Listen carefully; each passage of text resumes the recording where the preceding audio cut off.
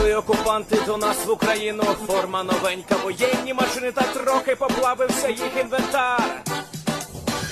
Байрактар, Байрактар.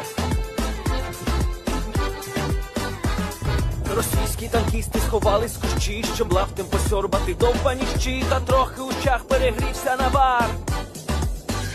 Байрактар, Байрактар. Приперли зі сходу до нас барани для восстановлення великої страни. Найкращий пастух баранячих отар. Байрактар, Байрактар.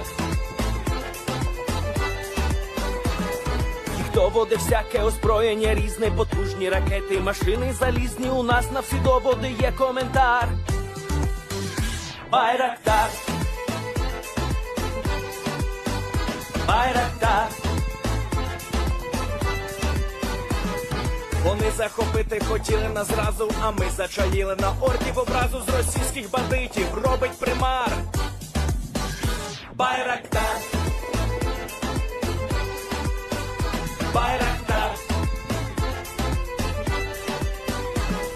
Російська поліція справи заводить, там вбивцю рашистів ніяк не знаходить, хто винен, що в нашому полі глухар. Байрактар, Байрактар. Веде пропаганду кремлівський урод, слова пропаганди ковтає народ, тепер нове слово знає цар. Байрактар. Байрактар. Байрактар.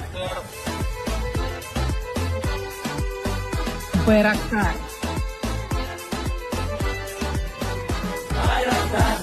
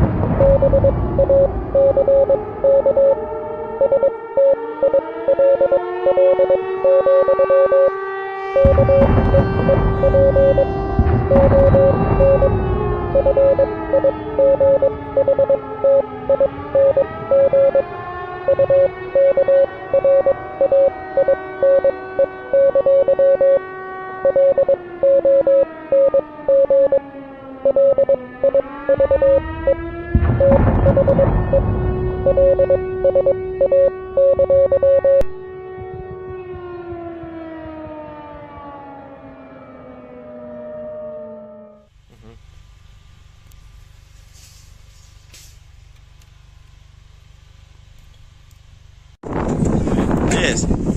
The Leaf Spring Army sends its regards.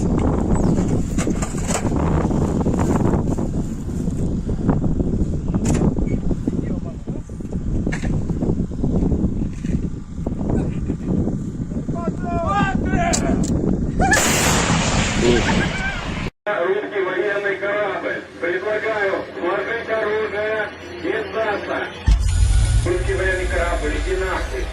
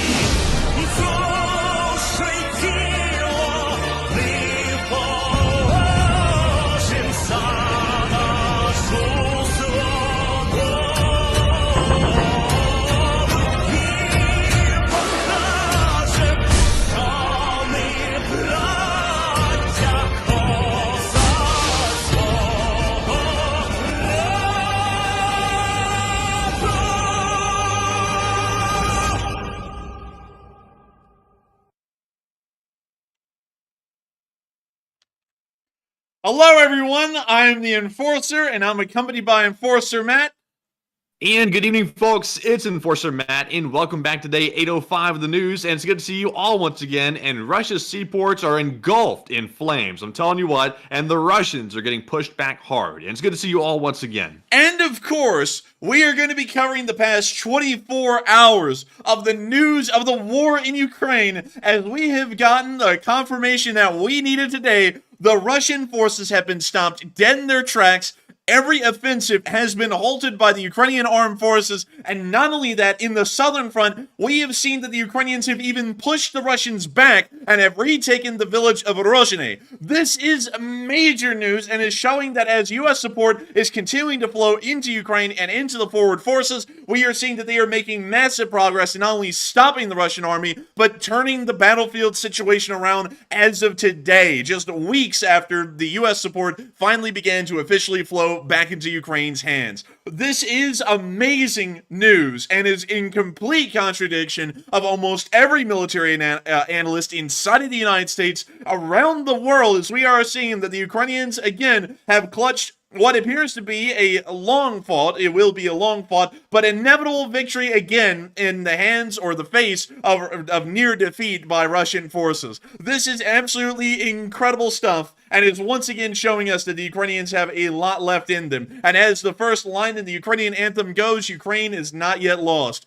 But we're going to be covering all of this news tonight, and also some other major news that has been happening around the world, such as a major Russian port that possibly has submarines and pins inside of it, catching on fire on the other side of the Russian Federation. But the frontline news today is so insane. We are mostly going to be remaining on the front lines tonight and covering the news that has been going on there. So, without further ado, let us get immediately into the frontline situation, and let me show y'all what the past 24 hours have looked like. Here is the past 24 hours over the entirety of the battlefield, and particularly in the Avdiivka area, we saw that hardly any advances were made, and if there was one, it was rather small. This one right here appears to have moved down a singular tree line, about 50 meters, but beyond that, the Russians have made absolutely no advances to speak of. You can see that beyond this one area here, the areas of the most important concerns, such as Urozhaine and also the area south near Makiivka, have had absolutely no frontline changes whatsoever,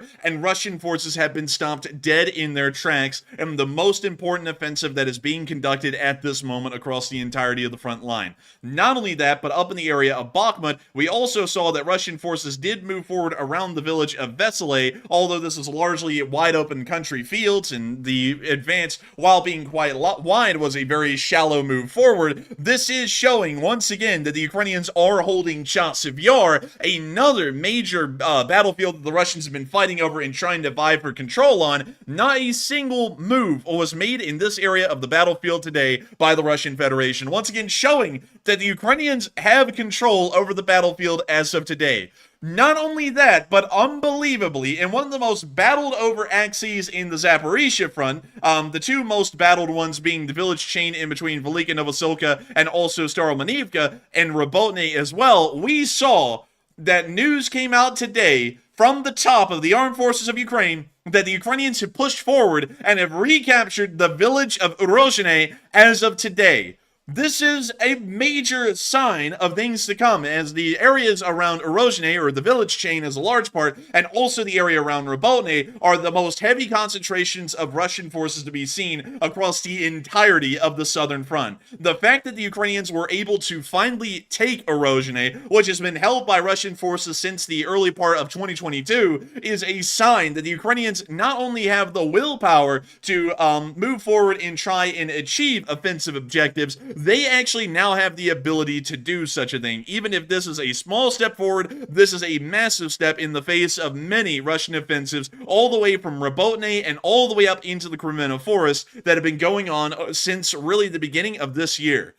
The amount of video footage that we've also gotten out of the battlefields today of Bakmhut and Avdiivka have been insane. and have given us the kind of look at a battlefield that we have gotten very rarely over the past few months, which allows us to get into some very in-depth analysis on what these battlefields are looking like in the minutia, and also trying to explain Russian movements forward, or attempted Russian movements, and also the Ukrainian response to these Russian actions.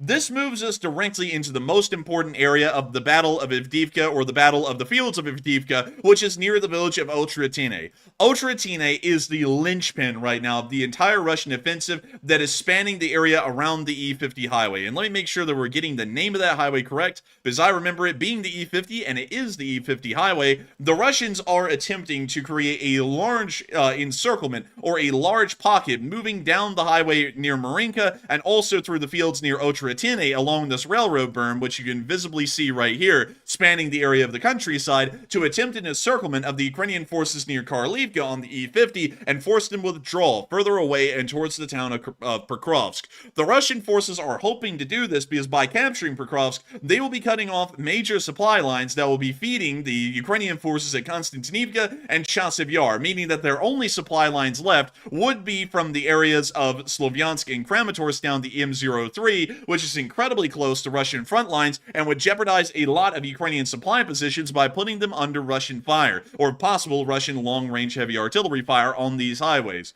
Going off of this, we do know that the Russians are trying to push forward as best they can, using large amounts of their remainder of the armored forces, and not only that, a large amount of infantry as well, both mechanized and dismounted infantry, to try and attempt to take their objectives in this area, and to continue to move the Urozhaine flank forwards and further west in a hope of enveloping the Ukrainian forces further south. Based off of the videos we got today, and also based off of the battlefield developments in the area around Urozhaine, which I'll be showing y'all right here, y'all can see that literally within the area of Urozhaine, not a single amount of forward gain has been made by the Russian Federation in 24 hours. The gray area is no man's land and is a rough approximation of where Ukrainian and Russian forces are. The white area is where the Ukrainians are, the red is where the Russians are, the gray in the middle is where no one is. It's literally no man's land, and both sides fight over this for control. But from what we understand, this is a very ambiguous interpretation, and it's more of a guesstimation, so it's not actually showing any Ukrainian movements forward or backwards. It's just trying to get a little bit more accurate of an idea of what no man's land is currently looking like. But as far as the area under Russian control is concerned, not a single bit has changed, and it was a shocker today what happened near Urozhaine. Russian armored forces had been basing in Urozhaine after they captured it. Russian armor has been moving from the area of the Avdiivka coke plant and north through this large tree berm that exists near this railway and on into the village of Urozhaine, where they then fan out and are attempting to move on into Arkhangelsk and also towards the area of Makiivka and also Sokol as well. And on top of that, they are still continuing to try and move further down this railroad berm that is surrounded by tree lines, which gives them a great deal of cover to be able to attempt an advance on and move to their next village, which would be Progress. Or Progress for the most part. That's actually how it's said in Ukrainian, is Progress. But beyond that, this is something that is very interesting because it appears that the Ukrainians have whipped out the famous 47th Magura, which is a unit comprised almost entirely of Western equipment, and they have been able to do something today that was an absolute slap in the face to Russian forces in this area. They were able to knock out a T-80 main battle tank, and from what we understand, it was either a T-80U or a T-80 BVM with an M2 Bradley, and they did it at range. Really? They actually did it, and I'll be letting y'all see the clip, and then we'll go into a little bit of a deeper analysis on this, but to lay out our scene here on this video, this right here, this little blip where my mouse cursor is, do you see that, Matthew? Right there? Yes, right down there. That is our Ukrainian M2 Bradley that is a part of the 47th Magura. This T-80 BV, T-80U, or T-80 BVM, it's a T-80 class main battle tank, is one of a Russian, from what we understand, mechanized battle group that is attempting to advance in the area, and we also know that there is additional Russian armor further off to the right side of the screen. We don't know what happens to that Russian armor, we don't see it in this clip, but we do see this T-80 and this Bradley go head-to-head down this road right here through the middle of these fields. Here's the clip. It's going to blow y'all away. Our Bradley is currently lining up the T-80 in its sights, and it fires off its TOW-2 missile here in a minute. We can see them showing that this is the T-80. Down there at the bottom of the screen is the M2 Bradley. And in a moment, there goes the TOW-2. Hits the T-80 dead on the nail. Oh, man. That was a direct hit. I love to see it. And what's even better to see is the aftermath. Oh, man, that thing's shredded. The tracks are off, good lord. I mean, this thing got smacked. It got smacked so hard, it actually detracked the vehicle, both tracks, in one hit. That is insane to see, the kind of force that is exerted by a TOW missile. We don't know which one it was. We don't know if it was a ITOW or a TOW-2 or a TOW-2B. I'm assuming that it was a possibly a TOW-2, not the TOW-2B, because it looks like it was possibly direct impact, but knocked this thing clean, literally knocked its shoes off. Like, no exaggeration, knocked the shoes off this T-80 in one hit. And now that T-80 is going to actually need a tow. It really was. It's pun intended. But it was nuts seeing this clip today, because as many of y'all know, the Bradley is technically an infantry fighting vehicle. Some people want to call it a light tank, and it is heavy enough to be classified as one, but because of its role of possibly carrying infantry as well, you know, the M2 or the M3 Bradley, it is an infantry fighting vehicle. These things are a little bit old in U.S. service. They have been in service since 1981, and we also have to remember that some Russian tanks, like the T-80, and let me make sure to get some information on the first T-80 series main battle tank to ever be put out in the world. The T-80 entered service in 1976. So this is largely a par-on-par comparison in between the firepower of a very early 80s M2 Bradley and a very late 70s Soviet-era main battle tank going head-to-head. And so, and this is something that's crazy, because a lot of people would go, oh, the Bradley is way better than the T-80. It's newer. It's not newer by a lot. It's only newer by about 4 to 5 years compared to the T-80 when it first went into service. And knowing that a lot of the Bradleys we've sent are older Bradleys, this means this is pretty much a par-on-par comparison as to what NATO would have done to the Soviet Union if the Cold War had gone hot in the 80s. That's what it would have looked like, is that Bradleys would have been able to obliterate most main battle tanks, T-80s being some of the greatest that the Russians had and still have at the time, with practical ease. I mean, it's insane to think about this, because it has a 30 millimeter, well, I believe it's a 25 millimeter chain gun, that is its main gun. It then has a coaxial 7.62 millimeter machine gun mounted next to that, and then it has the TOW-2 launcher, which is right on this side of the turret. That's what we saw fire the missile and end up knocking out the T-80, but it is unbelievable, absolutely insane to see something like that, and I cannot say that enough. Because it was crazy to watch a Bradley double team a T-90 back in the area around Avdiivka, I believe it was actually in Stepove, and knock out a T-90M with the chain gun at close range. But what's even crazier is to watch it also defeat tanks at range, where supposedly the Bradley would do worse at, because it's not up in a close encounter, where it may be able to get off quick shots with the 25 and also maybe with the TOW. But also, let me see if I can show y'all the Bradley's TOW launcher in the firing position, which is right there. You can actually see one that's in the firing position and one that's in the carry position over here on the other side of the screen. But that is the missile launching system on the Bradley that ended up taking out that T-80. It is insane. And not only that, we saw in another clip, not that far away from there, down near Makiivka, that another T-90 got destroyed today by the Shadow Wizard Money Gang. And here's the clip of them knocking out this T-90M, which is, by far, the best main battle tank that the Russians have that can be fielded in Ukraine at the moment. We can see them dropping an M67 grenade into the turret. It will then explode. Oh dear. And also notice that other, I can't even tell what that is. It looks like a T-80 that was knocked out and burned out a while ago, well before this T-90M even got destroyed here. That is certainly a T-80 over there, maybe a T-80BV. And we can see the T-90M is now smoking. We can also see that this one had a large electronic warfare system mounted to the back of the turret. It appears to have been completely unsuccessful in doing its primary job, which is protecting the tank. And we can now see that the T-90 is becoming a roaring inferno, and now the heat has gotten so extreme, the smoke grenades are exploding inside of their tubes. And we can see that right there. The T-90 is one of Russia's finest, isn't it? It's one of their finest tanks at this point. It is not one of their finest, it is their finest. The T-14 Armata doesn't exist on the battlefield. This is the best thing they have. And it goes up like a Roman candle because, once again, just like the T-72s, it has an ammo carousel directly under the turret. So if anything starts to burn inside the crew compartment, it will reach the ammunition and then lead to a critical burn-off or a burnout, which will destroy the entire tank like we're seeing right now. Now, we need Ukraine to hook this thing up and pull it back in, because if Russia's going to put on the Abrams on display, we need this T-90M on display for Ukraine when they have their little parade. Oh, dude, they've already got you covered. I think they did that like a year ago, like a year and a half ago or something like that. Like, they had that thing in I'm talking Kyiv. about, I want the whole fleet of T-90s out there. Like, I want them like lined up in a row like it's a junkyard.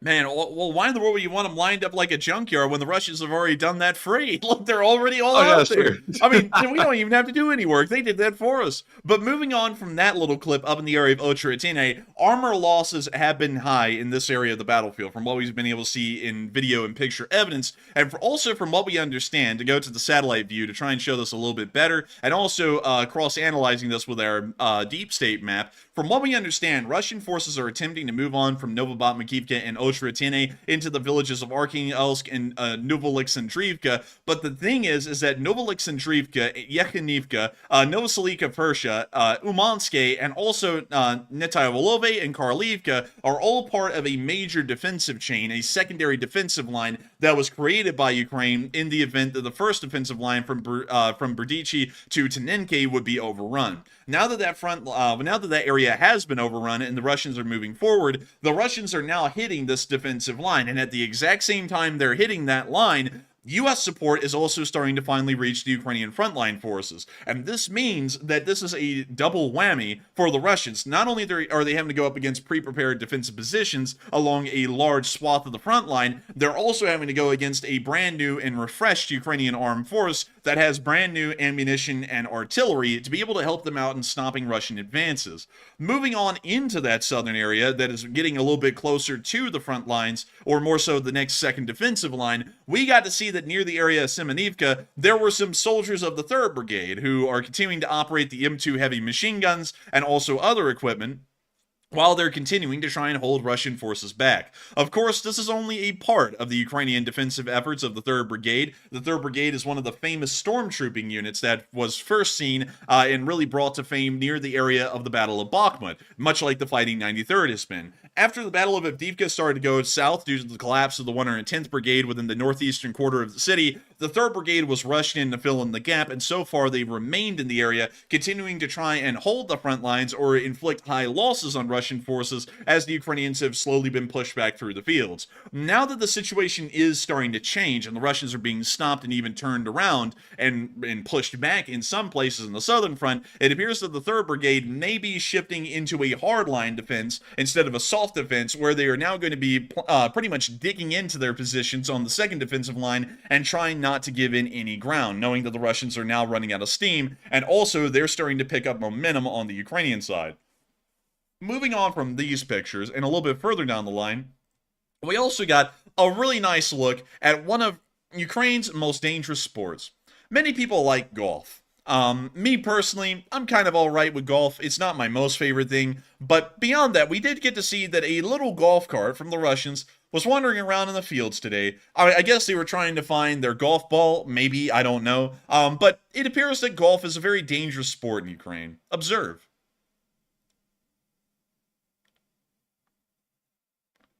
Oh? Oh, dear. Oh! Oh, my. This game of golf has taken an unfortunate turn. Goodness, I gotta say that this is the most heated game of golf I have ever seen. They call this hole-in-one. 4.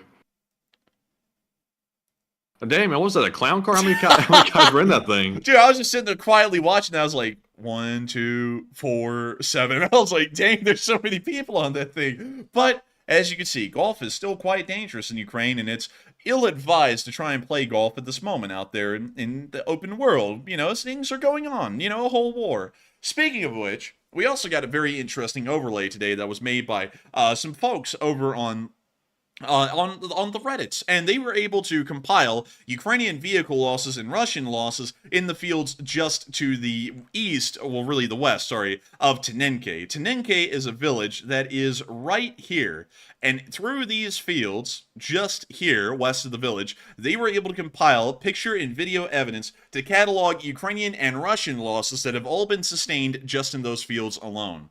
Here is a good swath of some of the vehicles. We can see that there was one Ukrainian truck that was lost somewhere in the mix, but we can also see a large number of Russian APCs and main battle tanks that were lost around the surrounding area as they continue to try and push westwards.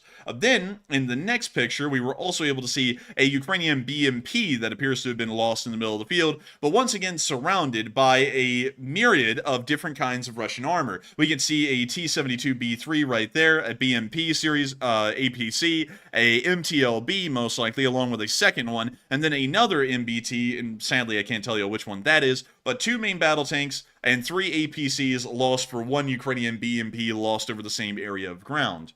Then we got to see that in this part of the fields, it was literally just a Russian massacre. We could see that there were around 3 to 4, actually there were 4 main battle tanks lost in the single area, in the single picture, and around 2 armored personnel carriers lost as well. Then moving on from that, we got to see probably the largest amount of losses in a single area on picture. We can't even really begin to analyze how many losses and what kind these really are, because the camera is so zoomed out to get the totality of the losses.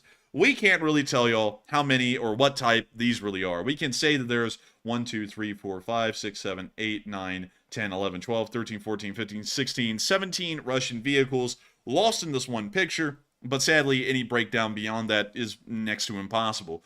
But then they compiled this all on a map. And they showed us what's in red and yellow, which are the Russian losses, and what's in blue, which are all the Ukrainian vehicle losses that have occurred over these fields. Once again, to cross-analyze this, these fields are just west of Tenenke. You can see this logging camp structure here next to this tree line, and you can see that it's right there in the satellite picture as well, showing that the losses they cataloged are in a very minute area of the Avdiivka battlefield, and giving us really just a small window into the amount of armor losses that have occurred over just a small fraction of the Avdiivka battlefield. And the losses are huge. The Ukrainians lost 1, 2, 3, 4, 5, 6, 7, 8, 9, 10, 11, 12, 13 vehicles, if I didn't miscount one. 13 vehicles for the Russians to just lose 1, 2, 3, 4, 5, 6, 7, 8, 9, 10, 11, 12, 13. Just 13 vehicles around the logging camp, and the Ukrainians lost 13 over the entire swath of the map. So going off of that, we're getting a fairly good idea that the Russians are incurring a massive amount of vehicular and armor losses compared to the Ukrainians' incredibly low amount of vehicular losses. And from what we understand, most of the vehicles that Ukraine loses on a daily basis are mostly trucks, their version of the loaf, and then possibly some lighter vehicles of the Ukrainian armed forces like Humvees and other kinds of vehicles like that. It is very rare for the Ukrainians to lose armored personnel carriers. If they do, it's in incredibly low numbers, and it's wildly rare. It's almost a unicorn from what I've seen for a main battle tank to be lost or abandoned by Ukrainian forces over large areas of the front line, or any area of the front line for that matter. So going off of that, we are getting an incredibly good idea, and there's the battlefield that they analyzed right there. Once again, a very small part, maybe less than 1/8 of the entire Avdiivka battlefield at the moment, and those were the losses in just that area alone. And that is insane. It is nuts. And once again, showing that Russian losses, as they attempt to push further forwards, are wildly high, and they're not going to be decreasing anytime here in the near future.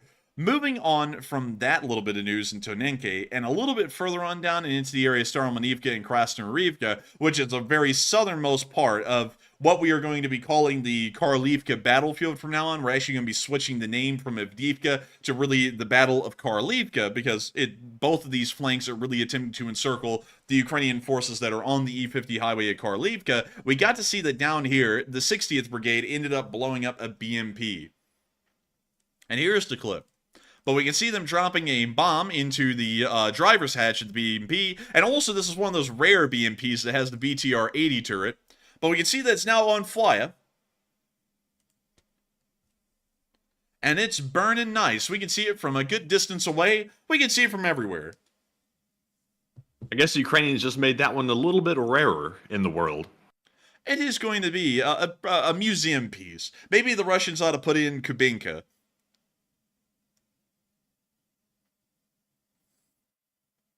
And that thing is burning. And with that, that's the end of that clip right there. But things are going so badly.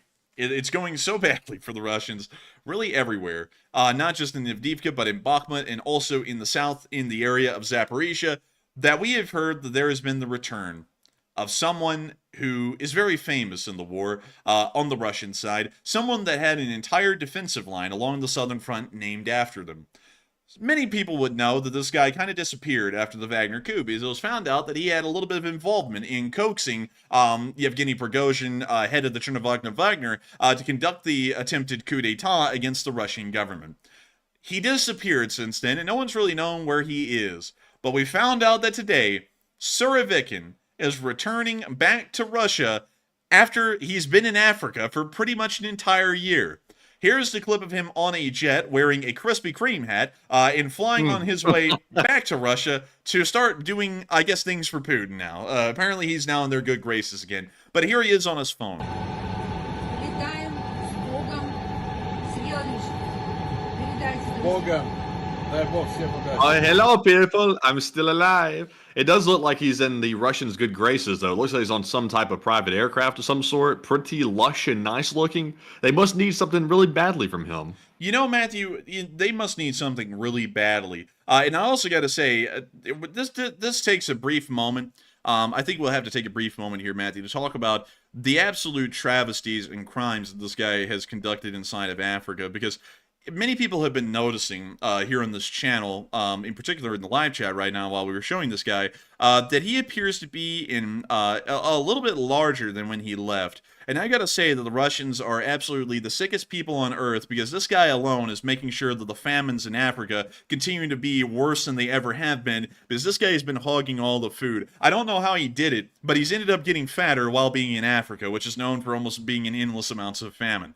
So I don't know what the Russians' plan is down there, but I think they're going to be ending up decreasing their soft power, because this guy is eating anything that's soft and munchy down there at this point, from what it appears. But a lot of people have been talking about the return of Surovikin, because, like I was saying, he was a big figure, like both figuratively and literally, at the beginning of the Ukraine war, and he's only gotten bigger. Not figuratively, just literally. He's gotten fatter. But beyond that, a lot of people have been talking about why in the world are they bringing Surovikin back? Is it because Russia needs him to replace other people that have ended up falling out of the Russian government's graces? Some people don't even know who the hell Surovikin is anymore, and some people are saying that he's going to end up the way of Yevgeny Prigozhin and get shot down over Moscow and end up probably meeting a fiery doom. A lot of people have many different ideas and many different takes on this guy. But Matthew, what are people really saying about him, and what are you thinking about this extremely fat bastard?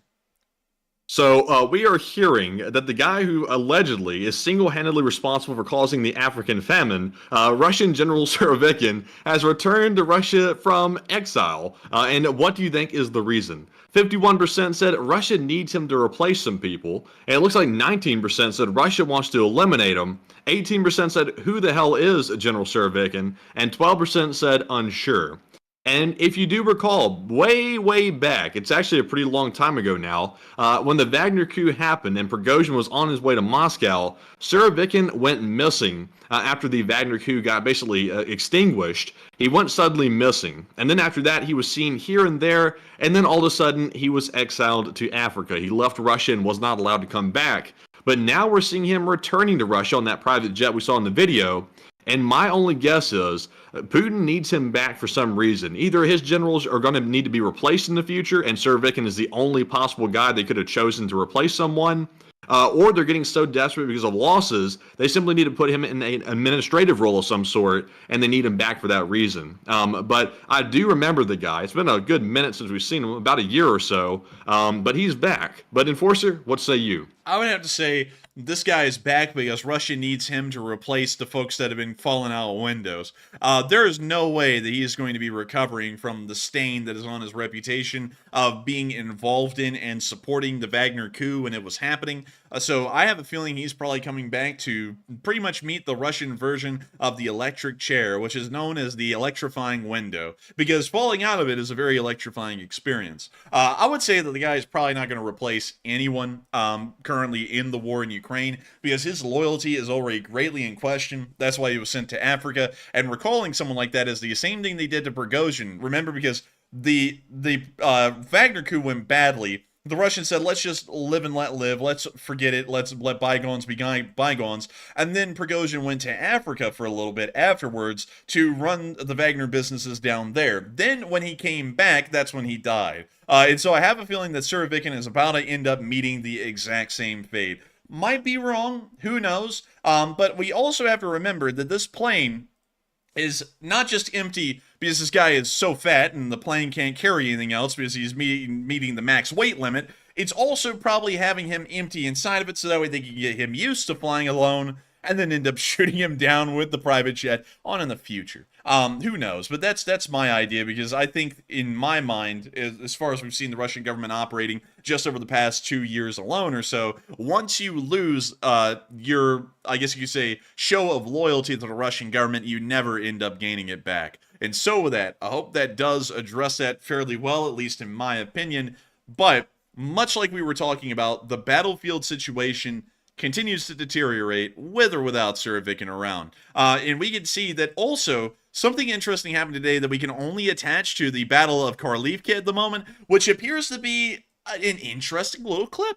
A Russian jet was flying over the area of Makiivka, and it just ended up running into a bit of an accident, or a bit of an issue.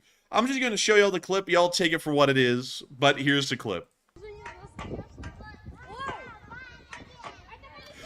We can see this jet doing a loop. Also, we can see a pop. That little pop is special right there. You see that one right there? Because that was the pilot ejecting from the plane. Why in the hell would anyone eject from a perfectly fine Russian jet? We all know that these are the best planes in the world. Hell, it's such a good plane, I bet you this thing will recover from the dive any minute now, even without a pilot. It'll fly itself back to base, kind of like a Tesla car would. But it's even better than Tesla, because Cybertrucks are falling apart and rusting. This thing isn't rusting. This thing isn't falling apart. It's just nosediving into the ground. I'm sure it'll recover at any minute. And it's kind of still nosediving into the ground. And it crashed. Yeah. So, oh, the children can't see this. It's too hideous. And now they got the 5-year-olds out here filming the war. What are they, on a child's playground or something? I think so. It sounded like someone was getting their head beat in on a pole. One of the little kids was going, "You're going to give me 20% of your business plan. Send it to me in an envelope plan." But listen to that. What the hell is that noise back there? It really does sound like someone's getting their crap kicked in on a metal pole. Like, it just sounds like it. But beyond that, it appears that the Russians turned one of their finest aircraft, we think it's an Su-34 or an Su-27, something in between that. It ended up turning into one of the most expensive lawn darts we've seen in recent times. Another -1 for the Russians. We don't know if the Ukrainians ended up shooting this thing down, or whether it was some sort of a part failure inside the aircraft, or whether the pilots were just tweaking and they punched out and then the aircraft went out of control. We have no idea. But still, it looks like they lost another one, and it's more the better for the Ukrainians, because each Russian aircraft lost is another one they just won't be getting back. Moving on from that, and on out of the area of Donetsk, it's time for us to quickly move over, because I've got to cover this while it's on my mind, way over into the area of this peninsula. I forgot what this peninsula is called, I'd be dipped. I can't remember the name of the peninsula, but I do know the name of the town. It is the town of Petropavlovsk-Kamchatsky, which is so hard to say. So let me say that again. Petropavlovsk-Kamchatsky. In the town of Petropavlovsk-Kamchatsky, we saw that something pretty nice happened. And I'll be telling you all about that in great detail. But first, a word from our sponsor, Kingsford Charcoal Briquettes. I'm just kidding. They're not a sponsor of the stream. But let me see here if I can find the town, because we have it right here. Oh, and it's in that freaking inlet right there. I don't even know why I forgot that. But anyways, this is a little naval yard that the Russians have. It's kind of a part of the Far East Fleet, or the Pacific Fleet of the Russian Federation. And it also houses some submarines from time to time. I don't know if we can see these on... Oh, Dude, that harbor is already falling apart before it got hit today. We'll get to that in a second. But I'm trying to see if we can find the subs. Because there is supposedly some submarine pins that are around this area somewhere. And I'm trying to see if we can see that on Google Maps. We can see a decent amount of boats here. We can see more boats. I'm not seeing any subs. So sadly, we cannot... Oh, wait a minute. Apparently a ship graveyard right there. Like to see that. Apparently another one. Wow, this place is just filled with, like, sinking ships. It's kind of a sign of things to come, I'm supposing. But still, finding no submarine pins. This is, like, the biggest harbor I've ever seen, by the way, Matthew. This thing is endless. Like, I'm looking around more and more, and it's like, are we making it to the end yet? And no, it's just... bigger than Boston Harbor. Is that a high school I saw right there next to the harbor? Did you see that? Scroll back in real quick. I want to see that. High school? High school number 17. What the hell does that look like? Them versus Zavoyko. Zavoyko is just some eldritch being that lives in the basement and feeds on the children. So it's them versus Zavoyko. But let's go see if there's any pictures. They always said in high school, you don't speak at Fight Club. But here in this one, they're speaking of Fight Club. Holy moly. Dude, I think Zavoyko is winning this fight based off of how that school looks. I think them versus Zavoyko. Zavoyko's coming out on top. Are there any reviews from this school? Like, any at all? Oh, there is. The school is great. Truly the best school I ever attended. My daughter graduated from the school in 2006. She survived Zavoyko. Lots of good memories. Spent 2 years at the best school. I want to cry. These are the ones that ended up surviving Zavoyko. They ended up winning the fight and getting to graduate because the Blood Bowl is winnable for a few people. But let's see. Wait a minute. Why'd that guy say... He gave it a 5-star review and said he spent 2 years there. He wants to cry. It's like, well, why'd you give it 5 stars then? That Russian education wasn't that good. Let's see, how did he say that in Russian? Пробел 2 года с моей лучшей школы очень благодари, or something like that. But, very interesting. Also, why in the world is his profile picture a picture of Sergei Shoigu? I guess oh dear, maybe it's him. Maybe Zavoyko is Shoigu, like, and he's just eating the kids in the basement. I don't know. But let's see. Spent my first 2 years of school here. Homeschool. What kind of idiot are you? Like, you were homeschool. Why are you even reviewing a high school? Anyways, Kento Dream put a 5-star. Oh, wait a minute. This person apparently did not end up surviving Zavoyko. They ended up throwing in a 1-star. But then we got to see that a local guide, Matej Hochlov, put in a 5-star 6 years ago. But notice, the reviews have dried up over the past few years. It appears that less people are surviving Zavoyko. It does appear that Zavoyko is winning the fight overall. And also, we got to see this little fella. That may be Zavoyko. Looks can be deceiving, but beyond... Man, someone's high-stepping in the loafers, I'm telling you. Dude, this is what Russian contract Niki think they're going to be wearing after they get that 500,000 ruble bonus that they never get. They think they're going to be fly with the pilgrim shoes like this. Yeah. Oh, man. Oh, goodness. They got that landed on the Mayflower type beat going on with these shoes. They got that hear ye drip going on right here. They got that all rise, you're honorable coming in right here. It's going on. But beyond that, we get to see that here near high school number 17, them versus Zavoyko, we got to see that apparently the harbor caught on fire, and it was one of the biggest port fires we've seen. It covered an area of 5,000 square meters, which is about 20,000 square feet, I believe, if we get that correct. Actually, I think it's a lot more than that.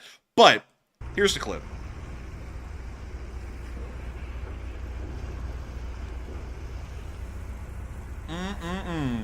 Looks like Zavoyko broke out of the basement of the school and he's terrorizing the locals. You think the firemen come to this fire high-stepping in the loafers? Dude, they come up and they're looking like that Among Us thing with the shoes on. You know what I'm talking about? Oh, yeah. Oh, wait a minute. Let me go get it. Let me go grab it. Among Us shoes. Oh, here it is. Dude, I don't even know why the hell they have this as like the first search result ever, but this is how the Russian firefighters be showing up on the scene. Oh my goodness. God. I don't even know who the hell made that, but anyways, That's how the Russian fighter fighters be pulling up here near the area of the longest town name in this area of Russia, called Petropavlovsk-Kamchatsky. That's how they were showing up in the area, and it appears that the fires were maybe not quelled too well, but they tried. You'd given them an A for effort. Also, I was told that the oh, look, here are the submarine pins right here. Wait a minute. Hang on. Is there a pipeline around here? Oh! Okay, so sorry, everyone. We actually geolocated this incorrectly. It's not on this side of the inlet. It's actually over here. Because this does look... Wait a minute, let's look for the cranes. Okay, do we have cranes in this harbor? We do.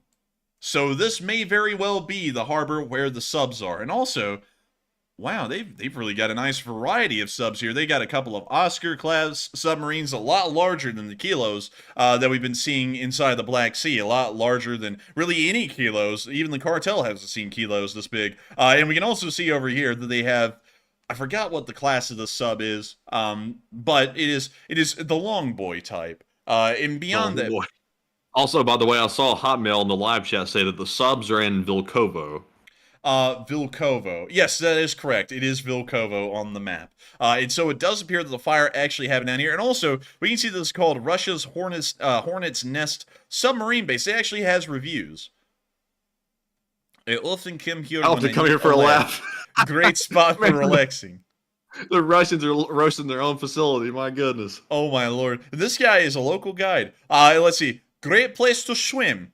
I'm doubting it. Modern Warfare 2 place. Very secret. Would recommend. Another local guide. Imba.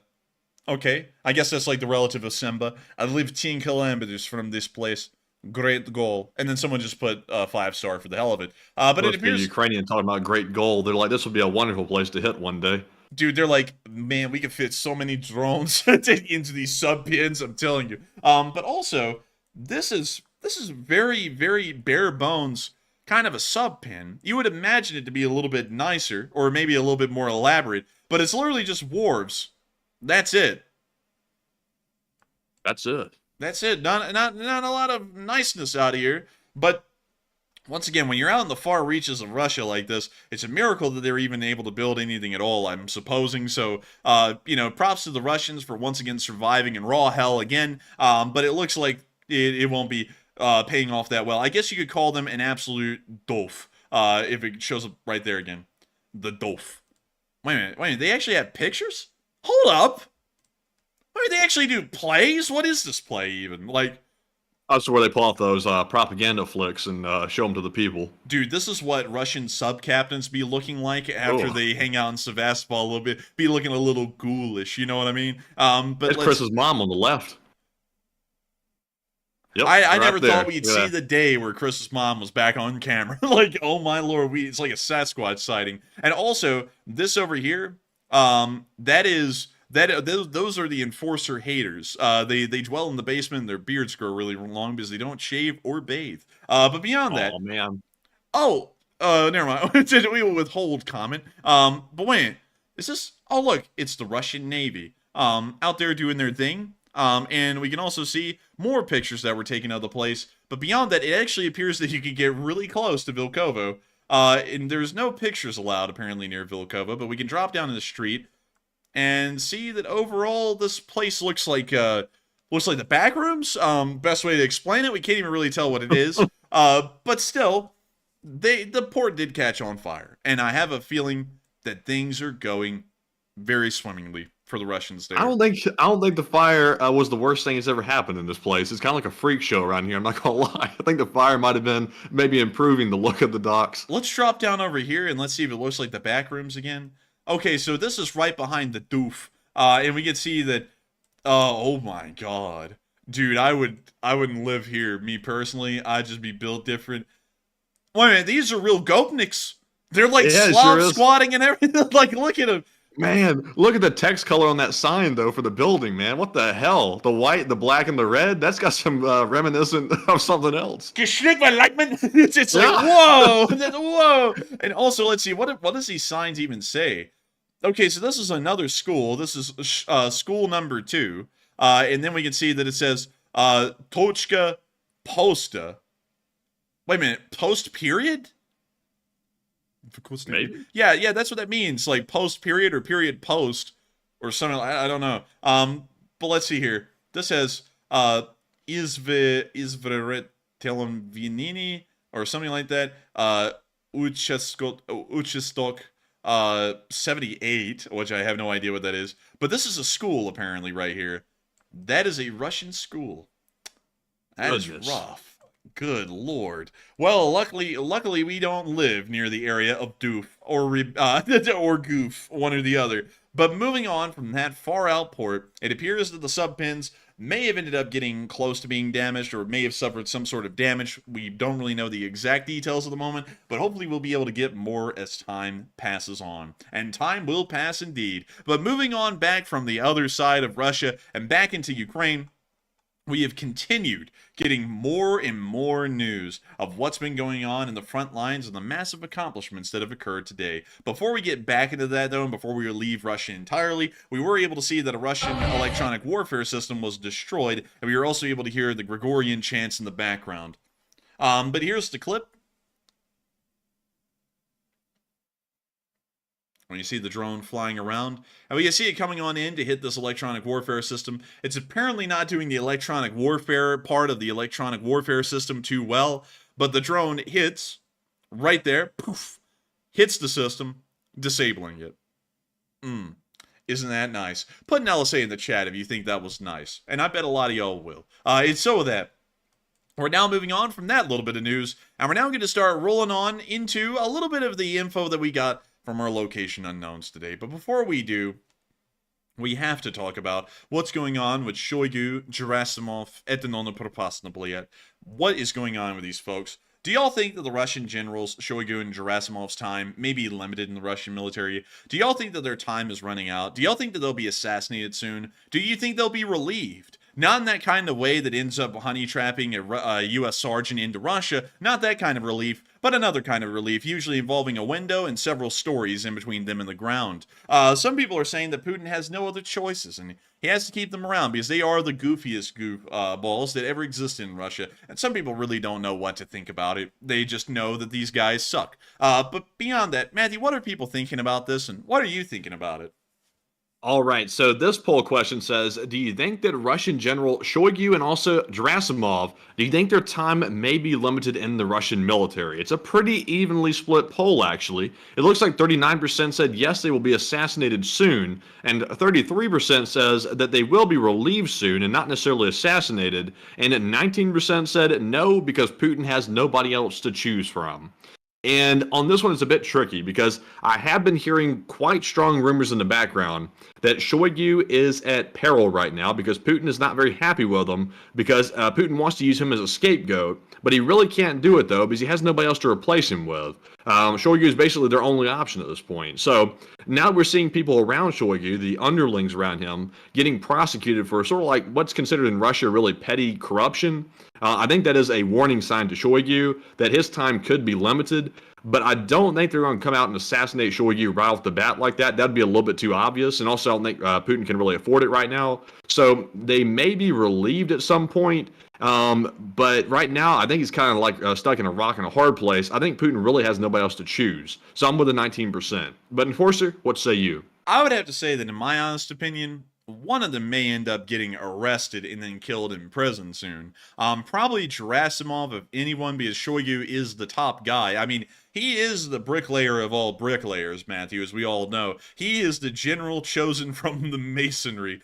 So, you know, I'm doubting that he will be wiped out. And also some people are about to say, because I just realized how I worded that, some people are going to say, he's a Freemason confirmed. No, not like that. The guy was literally a bricklayer, like he laid bricks, which is what masonry is. So the guy is literally a stone mason or a brick mason that was appointed over time to be the Minister of Defense of the Russian Federation, having really no practical experience at all in the military. And it's a really weird thing. But beyond that, I have a feeling that Gerasimov will be taken out first, because Shoigu is probably the most incompetent of the two in terms of skill, and usually they're saved for last. So I hope that does address that well, at least in my opinion. In my honest, faithful, true opinion. Because I think that's the way it'll go. I think they're going to end up getting Gerasimov first of anyone. But time will be coming around. Also, Gerasimov has the longer face these days. He just looks like he's ready to give it all up, and I'm sure the Russians are realizing that he's probably the more apt of the two to go. But with that, I hope that does address that the best I can. And before we move on into the location unknowns, there are a couple of questions that I want to make sure that we answered. So, Matthew, what do we got? All right, so our first question of the night is going to go to Sinful J, the longtime channel legend, and thank you very much, Sinful J, for that support. He put in a $50 donation and said, "Long live the LSA and keep up the great work, you two. And do you think that Ukraine would benefit from some U.S. quick sink missiles?" And I gotta thank you for the massive support, Sinful J, in helping this channel to keep on running. And I gotta say that it is wonderful to know that you enjoy our work and want to help it to keep running. Folks like you help to support this channel, and I gotta say that there's really no need for anyone to support the channel, because it's not something that's mandatory. It's just something that y'all choose to do, and we're always blown away, and we're so honored that each and every one of y'all decide that this channel is worthwhile to support and help it to keep going, because it is y'all support alone who helps to make this channel possible. We run ad-free, sponsor-free live streams every single day of the week. And the only thing that keeps it running is folks like you, Sinful J. And I got to thank you greatly for being one of those people tonight who are helping this channel to keep running. Now, to answer your question, would they need quick sync missiles?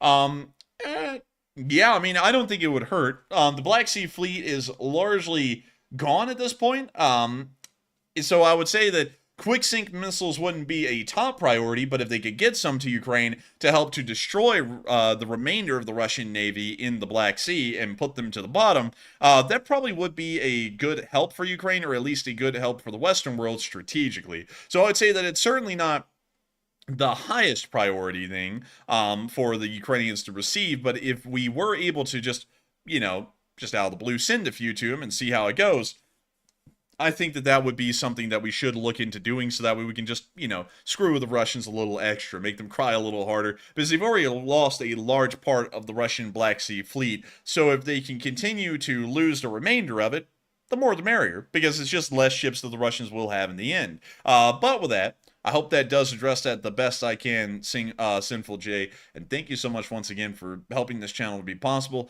helping this thing to keep on running. If it wasn't for folks like you, Sinful J, who have been around forever and have always enjoyed this channel and wanted to help us to keep this thing running, there would be no way for us to have made this thing possible. And so I thank you greatly so much once again. I hope that does address that well. And with that, we are on to the next one. All right, and our next one is going to go to another longtime channel legend. It's Trister1, who throws in a $20 donation. And it's good to see you once again, Trister, in the live chat. And he says, very simply, LSA. And LSA, and thank you so much for the support, Trister1, and helping this channel to keep on running. It is folks like you, and I say this to everyone. I said this to Sinful J. I say this to dozens of folks every single night, but it truly is folks like y'all who help to make this thing possible. And I cannot say that enough, because I always want each and every one of y'all to know how appreciated y'all are, and how thankful we are that y'all find this channel worthwhile enough to support.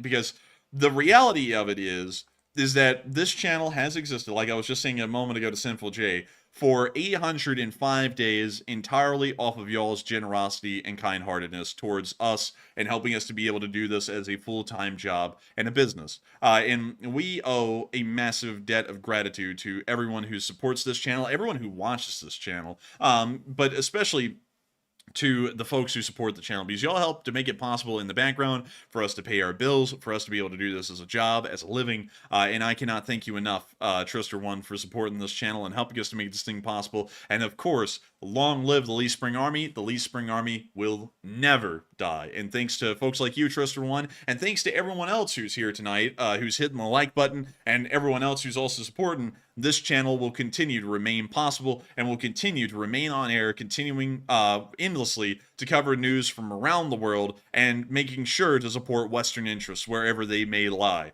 Not just in Ukraine, but places like the Middle East and the East Asian area. We will always continue to keep our eyes on those hotspots, and making sure to get you all the news of what's going on and what's threatening the Western world these days. But with that, Thank you greatly once again for the support, Trister1. And with that, we are on to the final question, and then we're going to be, the final question of this segment. We will make sure to address all super chats by the end of the night, and also as many live chats as we can, because I do want new viewers to know you do not have to pay a dime to have a question answered here. This is not a pay-to-play channel like others are, where you have to get it on their Patreon. We do have a Patreon, but you don't have to get on it to get a question answered. You don't have to send in a super chat. It is entirely free to watch. You only have to support the channel if you want to, and you also get to decide how much you support it with. It could be $1, it could be $500, it could be anything in between.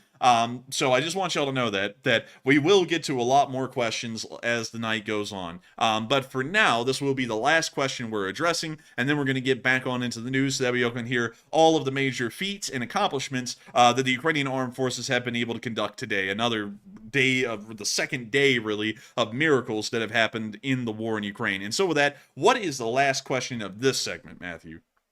All right, and before we get to that last one of this last question segment here, before we move on, I want to just quickly say, just a quick little brief recap of news here that's happening. I'm seeing right now that it looks like a Luke oil refinery or depot has been struck about 40 minutes ago near Krasnodar in Russia. It looks like UAVs attacked it, so that's actually happening as we speak right now. And also, it looks like Belgorod is under a pretty big attack as well. There's pictures coming out of Belgorod on fire, and it looks like blast right in the middle of the city.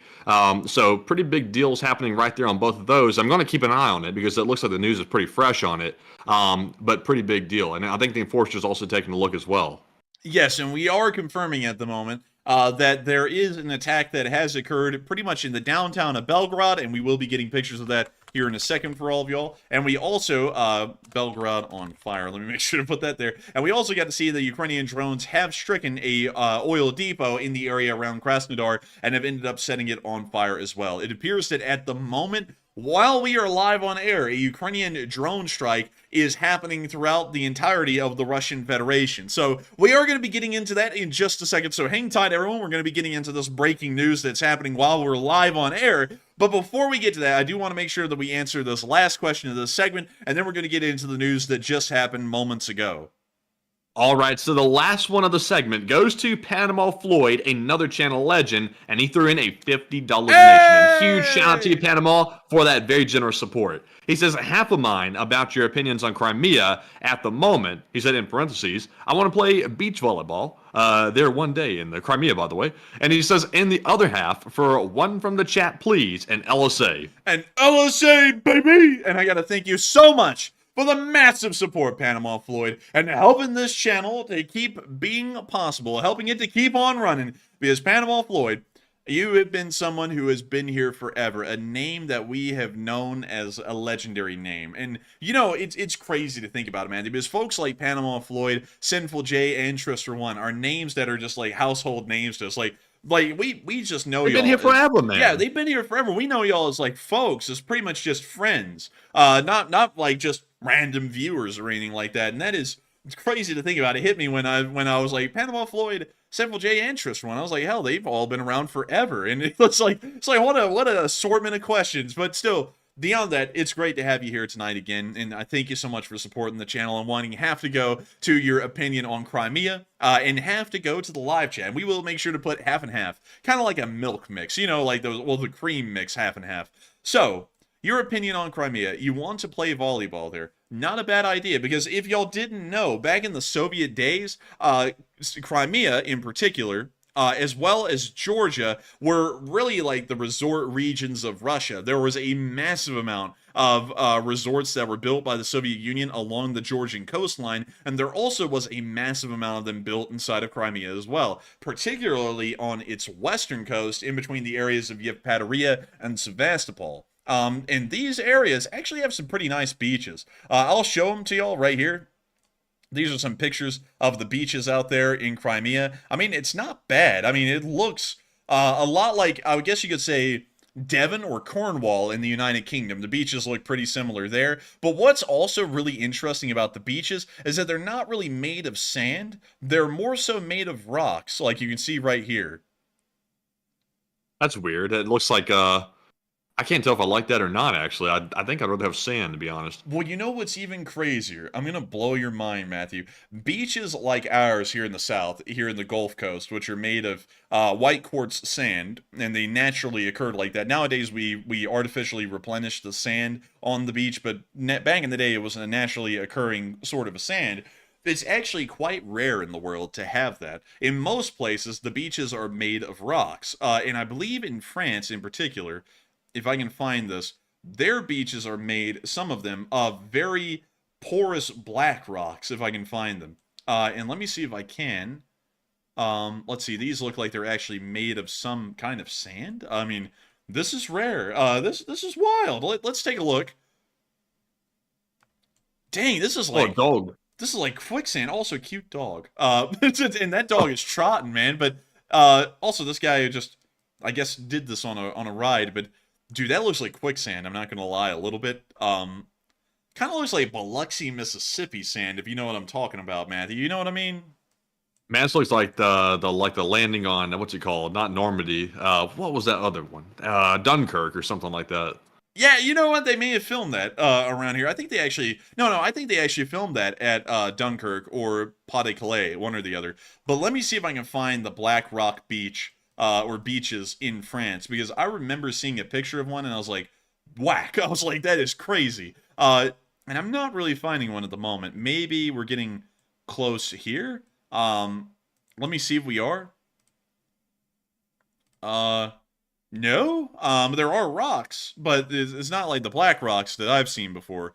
We're going to give up on this little endeavor. But beyond that, the beaches in Crimea are pretty nice. Like, they're really nice for the Soviet Union, really, really nice for Eastern Europe. And not only that, they don't look that bad. And if we go up to the area around Yevpatoria, you can see some other beaches as well, like this Pliage Lejeune. And we can see right here that they have... Let's see. Let me see if I can actually get a picture of the beach. Some actual nice sand.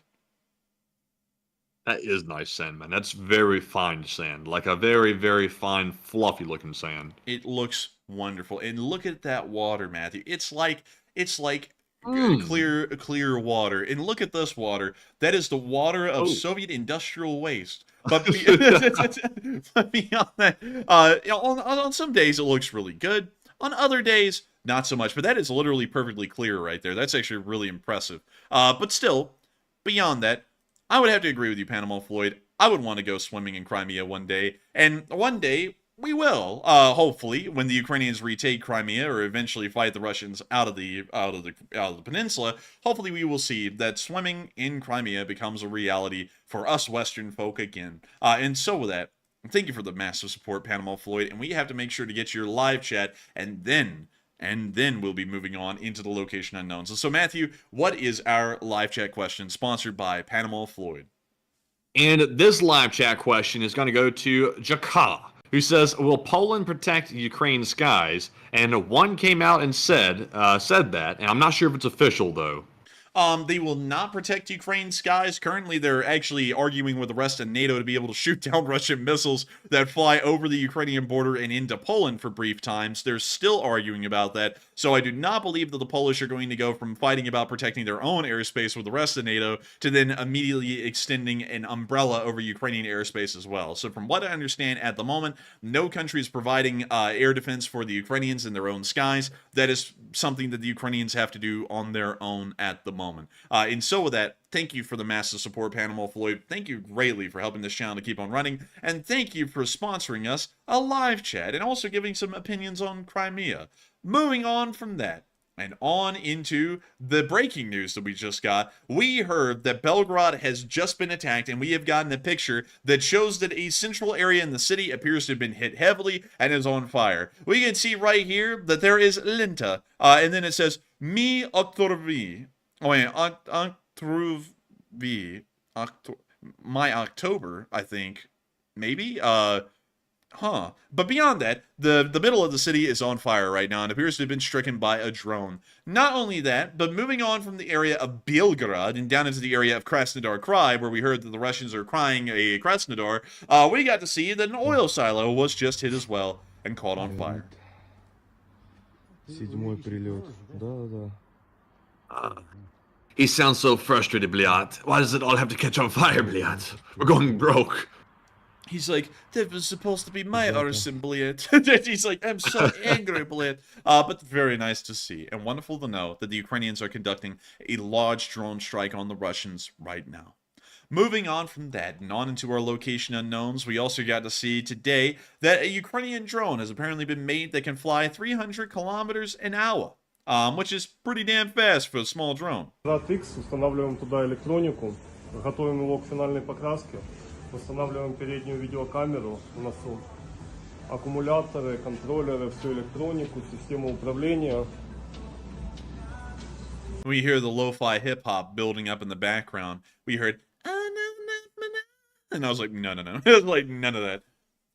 Man, he's living the life. He's in here making these aircraft and bumping the music in the workshop, you know what I mean? Man, he's got that thing on wires. Like, he's got it up as a display piece. And we see the... It's pretty advanced, actually. It is, actually. It's really nice. Really advanced. It's got touchy-feely things in the back. That's for touching and feeling the Russians. The Russians usually don't like that. This is like Doge. It's a sniffer. Or is that more like P. Diddy? Which one? That's the feeler. And then you got R. Kelly, which is a pisser. But anyways, we can. Whoa, Jack. Whoa. But anyways, we're going to be moving on from this Ukrainian drone. Very nice invention. And we're now going to be moving on into our next clip where we got to see how the Russians are controlling the hulls. It appears they put a camera up inside of the cage, so that way the driver can actually see, because now his view is completely impeded. But here's the clip. Also, you get to hear the sounds of deafening tinnitus in action.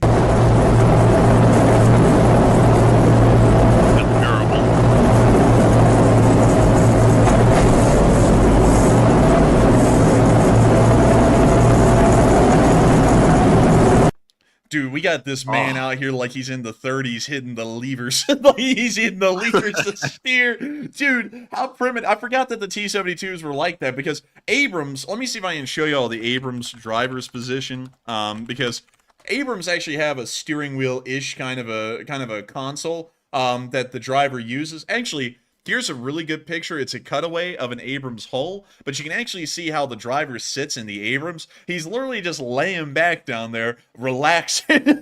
Like, I'm not even kidding. And he's got this little, almost, it's like a motorcycle kind of a steering wheel console that he uses to operate the tank. The Russians have the guy sitting kind of in an upright position and using freaking levers like it's the 19th century or something to control the vehicle. Which shows you how backwards the Russians are technologically compared to the West. Also, really quickly, let me go see if I can grab a Challenger 2 driving position and show you all that as well. And so let's see here if we've got a picture of that. Do we have a picture? Will we have a picture? Let's see here. Nope, that's not the picture we're looking for. That's not the picture we're looking for. Come on. Come on! It's a Challenger! But let me go type in Leopard 2. Maybe we can find one for that. Is it true that the Challenger tank has a teapot in it?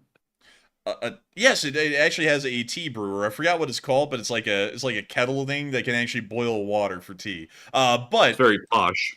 It is. It's really posh, very British. But also, here's the Leopard 2 driving position. Also, a huge shout out to Craftsman Fee Wegman, the real OG of tank design. But we can see right here that they actually have a little steering wheel for these guys. It's a lot more advanced than the Russians using damn levers. It's like what the hell is this? Like literally the early 1900s. Now look at this. Watch with the left hand. There. He's yanking on that thing and it's hardly moving the tank. Like he's like trying to make it turn left. This guy is fighting the tank for his life. Like once this guy gets out of this tank, he's gonna be like phoning in that number on that commercial talking about, have you or a loved one ever been exposed to loud noises? It's like, call this number now. It's like he's gonna be like, Bliaz, I can't hear you on the phone, but can I get the claim, please? Dude, he's gonna get on the phone and they're gonna go, hello, this is Russian VA. How may I help you? And all he's going to hear is, from like tinnitus. He's gonna be like, "What is that? I can't hear you, blad." But anyways, moving If you're on. lucky, Ivan, you'll get 2 potatoes instead of 1, bliat. Yeah, he's gonna be like, "I cannot hear you because I'm in grave." But anyways, moving on from that and on to our next clip, we also got to see a meeting of Ukrainian soldiers. This is a brief break. Yeah, but anyways, this is a brief break from the whole house thing. We're about to get back to them in a second. But look at them Kirpies. The Turks do be doing Turkish things. We can see the soldiers having a formation, and we can also see another large amount of armored cars over here. Not too bad looking, not too bad. Not that bad, not that bad.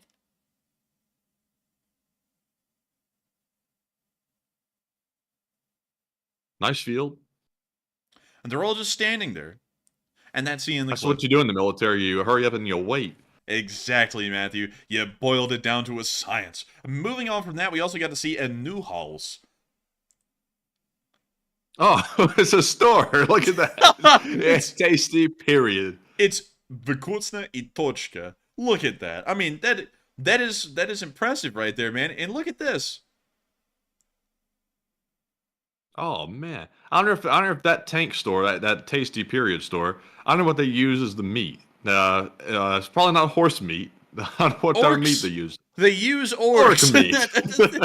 Man, that must be a different kind of flavor. I taste gunpowder and I feel like these metal pellets in my hamburger that is you were imagining you were sick, take him to infirmary, bleed. But still, this is a new house right here, and it looks like they're actually getting worse as they make more of them. But moving on from that, and on out of that little bit of location unknown news, it's time for us to go over the Russian casualty report. And oh my goodness. Oh, it was another day of hideous losses. I'm telling you what. 2 Bobcat skid steers were lost.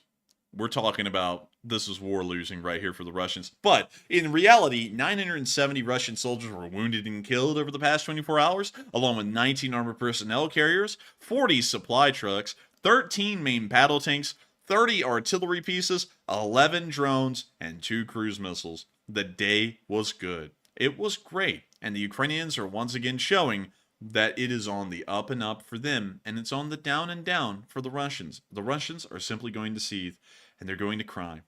Hey, by the way, I forgot to mention this to y'all. Do y'all know that today is May 9th, which is Victory Day in Russia, in Russian time? Like, that's right now. I think it's like 7 or 8 in the morning over there, and I don't know when the Victory Day parade is going to begin, but I think it's actually going to begin fairly soon, if I remember correctly. Let me pull that up. One second, everyone. I want to make sure that we're not missing anything juicy, because we got to see that armor section this year. Wait a minute. Hold up. CNN is streaming this? Oh, they are actually. So hang on. Let me see. Russian Victory Day 2024, bleed. Let's go see if they have it. Do they have it, bleed? Oh, wait a minute. That's a live stream that they're just running on loop. No wonder. But you know what, folks? We can actually see in a second, if y'all are all interested, what the Russians are actually going to look like this year in the Victory Day Parade. Because, funnily enough, they do a complete rehearsal of the parade before it happens, like about 2 days before. And so we'll actually just be able to see what the parade will look like in real time. But moving on from our location unknowns and back onto the battlefield, we were able to see that in the northern areas, a Russian Buk system got destroyed. The 14th rebuked the system. And ka-chink! And that thing is gone.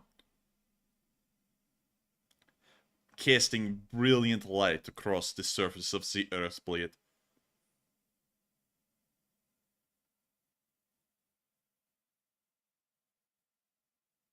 Burn it nice. Ooh!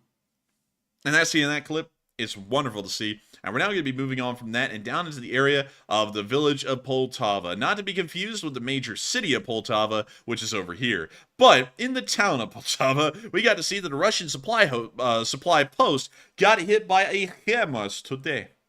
Oh, excuse me. No copyrights. Sorry. Here comes a SA-17 and SA-27. And lo and behold, last but not least, some hits.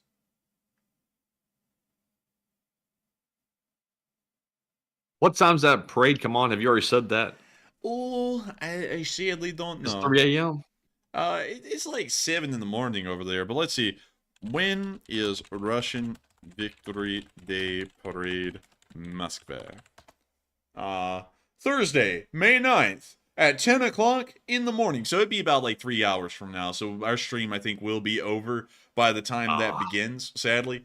So we won't be able to watch it live with all of y'all. But maybe, just maybe, we might. I don't know. I don't know if Matthew will be on for that because Matthew does have to sleep, but I'm a little inhuman, so I don't have to sleep. But we will see. But moving on from that and out of that little bit of news right there, it's time for us to move even further south and into the area of Novoselivsk, where we got to see that Russian forces were getting hit here.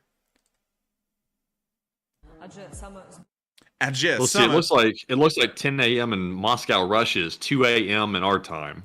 Oh, blitz! That is really early in the morning. Like, geez, I think I'd actually be asleep by that point. But we can see it's the Russian vehicles moving around the area. Blitz. You know what we'll do, y'all, is that after the news segment is over and we move into the question segment, I'll show y'all a little bit of the Victory Day Parade rehearsal, which will really kind of count for us watching the parade because it's the same thing. The rehearsal is the parade. It's just the parade without any important people there. But these Russian tanks are burning. Trust me though, we'll be roasting the hell out of that parade tomorrow night on the stream, like for sure. Oh, you know it. Many people will be roasting the hell out of that parade. But let me ask y'all this, folks. Let me ask y'all this. Are we going to be the ones roasting the parade, or is it actually going to be the Russians who are roasting in the parade? Which one will it be? Oh. And, oh, there goes Russia. He's making a run for it across the street. And, oh, he didn't make it. Oh, my goodness. Slow. Someone said that's driving them crazy that we say slaw because it says war. I know, but it's slaw to us because it's funny and we kind of like coleslaw a little bit, just a little bit, not too much though because that would be pushing it. Moving on down to Krasnoyarsk, we also got to see the destruction of a 2S3 from Baba Yaga. And here is the aftermath. You can still see the 152 millimeter shells sitting inside of their cradle of the blown up vehicle. The funk starts hitting, and we got to mute that because we have no funk up in this house. And we can see here that shells and debris is lying all around as the Russians show their destroyed SPG, and also the turret sitting over there.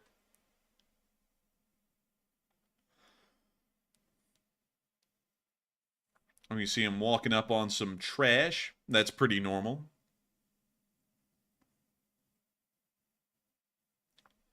And by the way, real quick, I need to clear this poll out real quick. It's not a very deep one, so I'll just cover it real fast. It says, would you rather vacation on Crimea's beaches or on Florida's beaches? 59% said Florida, 29% said Crimea, and 12% said unsure. And also, I guess when you go to Florida, you're dodging sharks left and right. So there's sharks everywhere. You got to watch out for them. But if that's not spicy enough for you, you can dodge bombs on Crimea's beaches, and you can go there and have a good time on the rocks. It'll be let's see, vacationers on the rocks, no pun intended. But with that, I'm personally going to say I'm going to go with Florida's beaches all the way. Some of the best beaches in the world are Florida's beaches. I love the place, and especially that top part of Florida up there at the top. Very nice beaches around the Destin and that Fort Walton and 30A area. Lovely beaches. Been there my whole life. But Enforcer, what say you? Man, I love me some bitches. I mean beaches. I'm just playing. I'm just kidding, folks. But Florida's beaches cannot be beat. Like, Crimea would be cool to go to eventually, but if I had to pick in between the two and it was like a preference thing, I would go with Florida's beaches, or Florida's beaches as we actually call it down here. I just say Florida for everyone else in the United States. But Florida's beaches are really nice. They're top of the line. And also the sand is so fine. I mean, it's literally like powdered sugar makes up the beaches. That's how fine the sand is. But with that, I hope that addresses that the best I can. And there's an endless amount of beach in Florida. I mean, it literally goes on forever. And there's a little bit for everyone. And there's even beaches in Alabama. Did y'all know that there's this place called Gulf Shores? This is kind of like Brawlhalla a little bit, though, like in some parts of Gulf Shores. But the beaches here are not that bad either. It's just that the water's a little bit murkier down this way. I know because I've been there. But I will show y'all Branyan Beach. This is what the beaches in Alabama actually look like right here. It's very similar to Florida. The closer to Florida you get, but the water gets a little bit more brackish as you move down the coast and towards the mouth of the Mississippi. So I will say, Florida all the way. Hello. There's just there's Gargamel. what's in the picture, but There's a guy. but beyond that, I would say that Florida beaches beat Crimea's beaches any day of the week. I'm sorry, I know I'm biased, but it's where I grew up going to the beach. So with that, I hope that does address that well, and we're moving on to our next clip where we got to see a picture of a destroyed Russian peon. Boy, howdy did that thing cook. And I'm telling you something, this thing may not be Chef Boyardee, but it's cooking, that's for sure. Moving on from that and out of the area of the Severonsky Forest and down into the area of the K2 Battalion, we also got to see them at work today, but this was removed by Reddit's filters. We're now moving on down into the area of Makiivka, where we got to see that a Russian dugout was burned up by Baba Yaga. And I mean burned, like it's on fire in the clip, so here it is.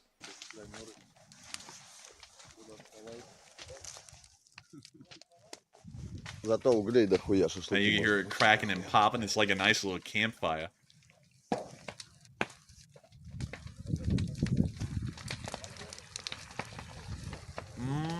That's warm.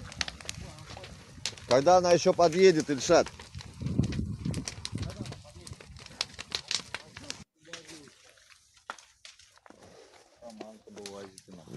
Шаману под УАЗики, ёпта, конечно. Все, братан, And they сгорел. love a good fire. Man, they О, love 'em. зато печка стоит, слышите, пацаны? Блять, потухло вроде.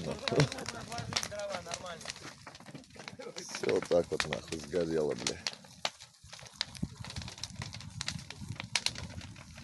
Пиздец. Ножик не брал?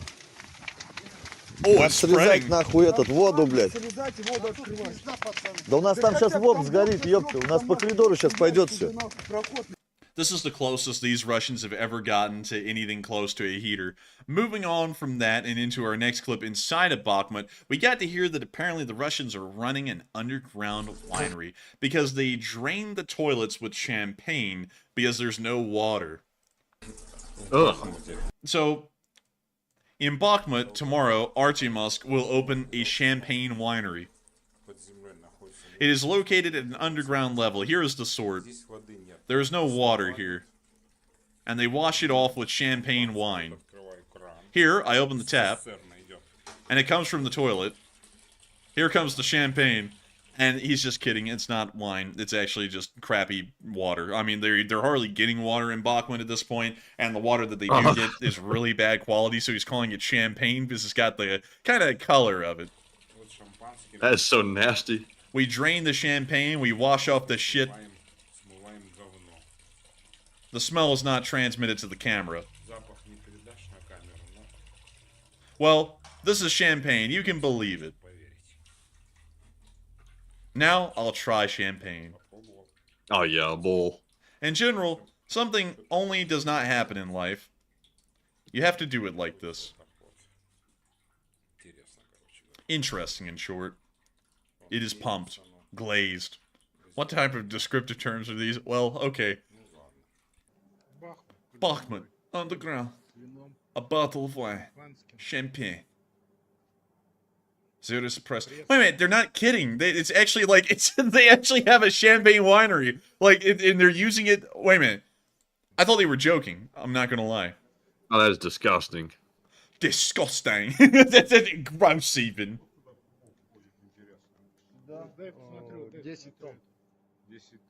You've got to be kidding me. They're Oh actually my emptying out God. a champagne winery that was in the city to use to drain, like, toilets. So it's pretty much being used as toilet water.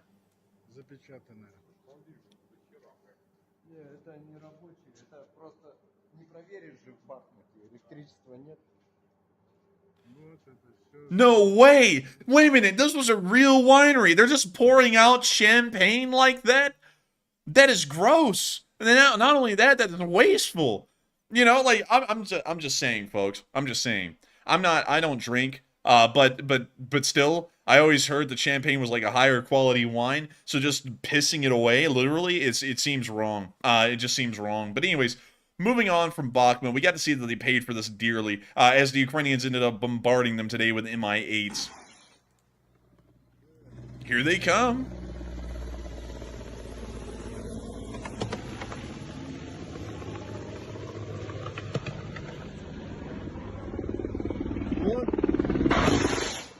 Oh.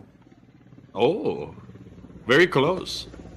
That's the way the Russians sound on the toilet after they had a drink of the champagne shit water. This is how they sound. Wait a minute, I missed it. Dang it. Right here. That's how they sound on the toilet, dude. It's like, oh, play.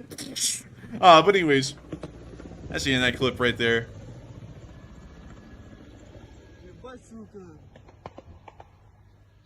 And that's the end of that clip, but showing that they're keeping the helicopters busy in the area, while the 93rd is hitting Russians to the southern area of the battlefield. We also got to hear what it sounds like a VHS tape that was loading up right there. And we can see the drone flying on in. He's catching up to something. What is that? Looks like some kind of a van. It's not a buhanka, though. Oh. Oh, bleh. Oh. Man, that guy was eating the steering wheel. He's like he's blind or something. Dude, that man was being fed steering wheel. He was like, motor up, please. Hold the steel. And then the Ukrainians gave him nothing but high explosive. So he ended up, I guess, getting a balanced diet. Moving on from that little bit of news and out of the Bakmhut area, it's now time for us to move even further south and into the area around Nova Makiivka, where we got to see two Russians going up against one drone. Here's the clip. We're going to be muting that, but there's the two Russians. Here comes the one drone. And oh my goodness, they lost. Who would have thought? Who would have thunk? But moving on from that, because we can't show the rest of the clip, we're now going to be moving on down into the area of Urozhaine, where we did get to see that the armed forces of Ukraine took the city. It says they've retaken it, but they never held the entire thing in the first place, so this is big news. Great to see, and it is showing that the Ukrainians have the ability to go up against large numbers of Russian forces and end up coming out on top. Moving on from that and into the area around Avdiivka, we also got to see that a Buk missile system had been destroyed as well today by Ukrainian fire. We got to see the burning debris right here, and it's just wonderful to see. We absolutely love seeing this. And with that, we're now going to be moving on from that Buk system that was toasting and roasting, and now we're going to be moving on up to Kyiv, because it's time for us to listen to the speech from President Volodymyr Zelensky here on the 8th of May. And also, really quickly, we're actually going to be going to this one, because this is the 8th of May address that President Zelensky made, which is officially the victory in Europe over Nazi Germany. The Russians don't recognize the 8th of May as being Victory Day like the rest of the world does, because they believe, well, they said that they didn't have a high enough grade field officer to accept the German surrender, so then they flew someone in, and they arrived, I think, at 1 a.m. on May 9th, so they say that it was May 9th that victory in Europe happened, but for everyone else, it was May 8th, because we were just good enough to have a high enough grade field officer to accept the surrender on the 8th of May. But nevertheless, here is the speech from President Volodymyr Zelensky.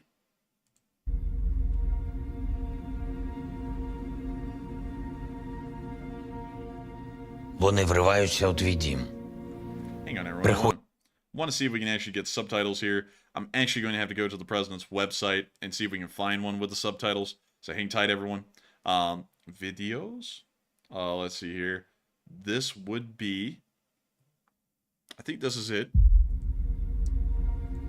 Sorry, everyone. There is going to be the translator on the side, but this is the only way we can get the English one. So, without further ado, here is the speech from President Volodymyr Zelensky.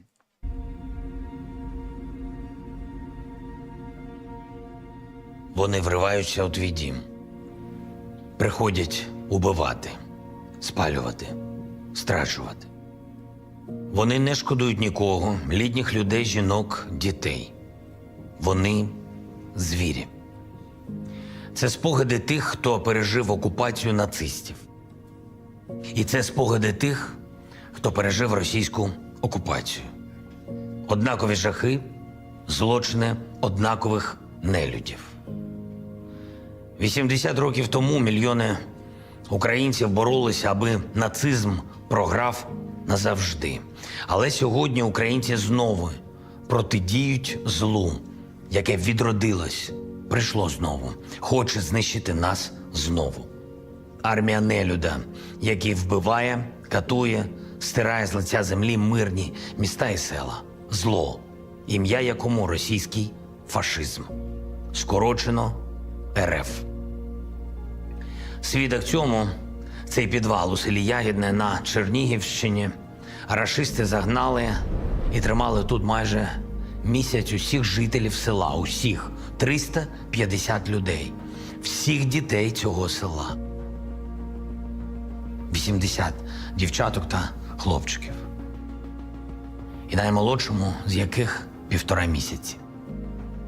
Кожен у світі може зрозуміти, що таке путінська Росія, уявивши себе тут, у цьому підвалі, серед цих людей, без світла, їжі, води, ліків, повітря, у приміщенні, де було менше метра на одну людину. Спали сидячи, виходили на вулицю лише раз. Їли по 200 грамів юшки на день. Чоловіків на морозі роздягали догола, аби знайти українські татуювання. 10 заручників тут померло, їх заборонили ховати. Ще 17 людей рашисти вбили. У будь-якому куточку світу це називають одним словом – пеклом. Коли спалюють цілі села, вчиняють масові страти, ставлять до стінки з зав'язаними очима і вбивають. В будь-якому куточку світу це називають одним словом – нацизм. Якщо це не нацизм, то що тоді? І всі на землі знають історію і пам'ятають, як боротись з нацизмом, коли людство об'єднується, протидіє Гітлеру, а не купує в нього нафту і не приходить до нього на інаугурацію. Ягідне, що пережило пекло РФ, лише один приклад. Одне село, але воно відображає всю суть путінського бачення світу. Справжні цілі – заганяти під землю усіх, хто хоче жити вільно. Загнати у підвал ціле село, а далі ще одне, інше, а далі всю Україну. А врешті загнати в підвал цілий світ. Для РФ це просто етапи божевільного плану – заточити свободу в гетто, концтабір під назвою «Руський мір». Експортувати по всьому світу головне російське надбання – колючий дріт. За тим самим сценарієм 80-річної давнини авторства Гітлера. Крок за кроком, ковтаючи землі інших і тестуючи реакцію світу. І коли реакція безхребетна, нацисти йдуть далі. Їх не зупиняють заклики, резолюції, напівсанкції. І єдине питання, яким Путін переймається сьогодні – хто наступний? Перелік держав, які не можуть почуватися у безпеці, Росія офіційно затвердила під назвою «Список недружественних государств». Красномовно, що він майже повністю збігається зі списком держав антигітлерівської коаліції.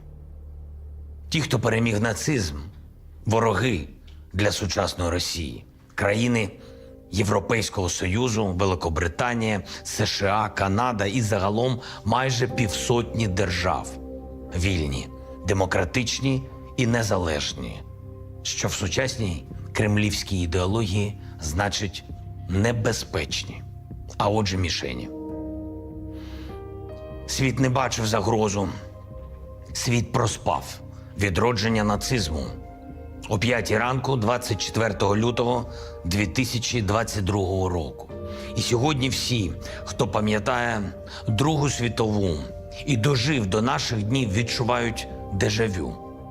Битва за Київ, бомбардування Харкова, Одеси, Дніпра, масові могили, блокада портів, викрадення і вивезення зерна, катування, страти, депортація дітей, фільтраційні табори, колонії для полонених. Сторінки з підручників про Другу світову Росія повернула у заголовки світових ЗМІ. Страшне минуле Росія повернула у стрічку щоденних новин. Доводячи з кожним новим злочином, нацизм відродився. Тільки з новим маркуванням. «Здєлано в Росії». Нещодавно наше суспільство зворушило фото чоловіка біля могили онука, який загинув на війні.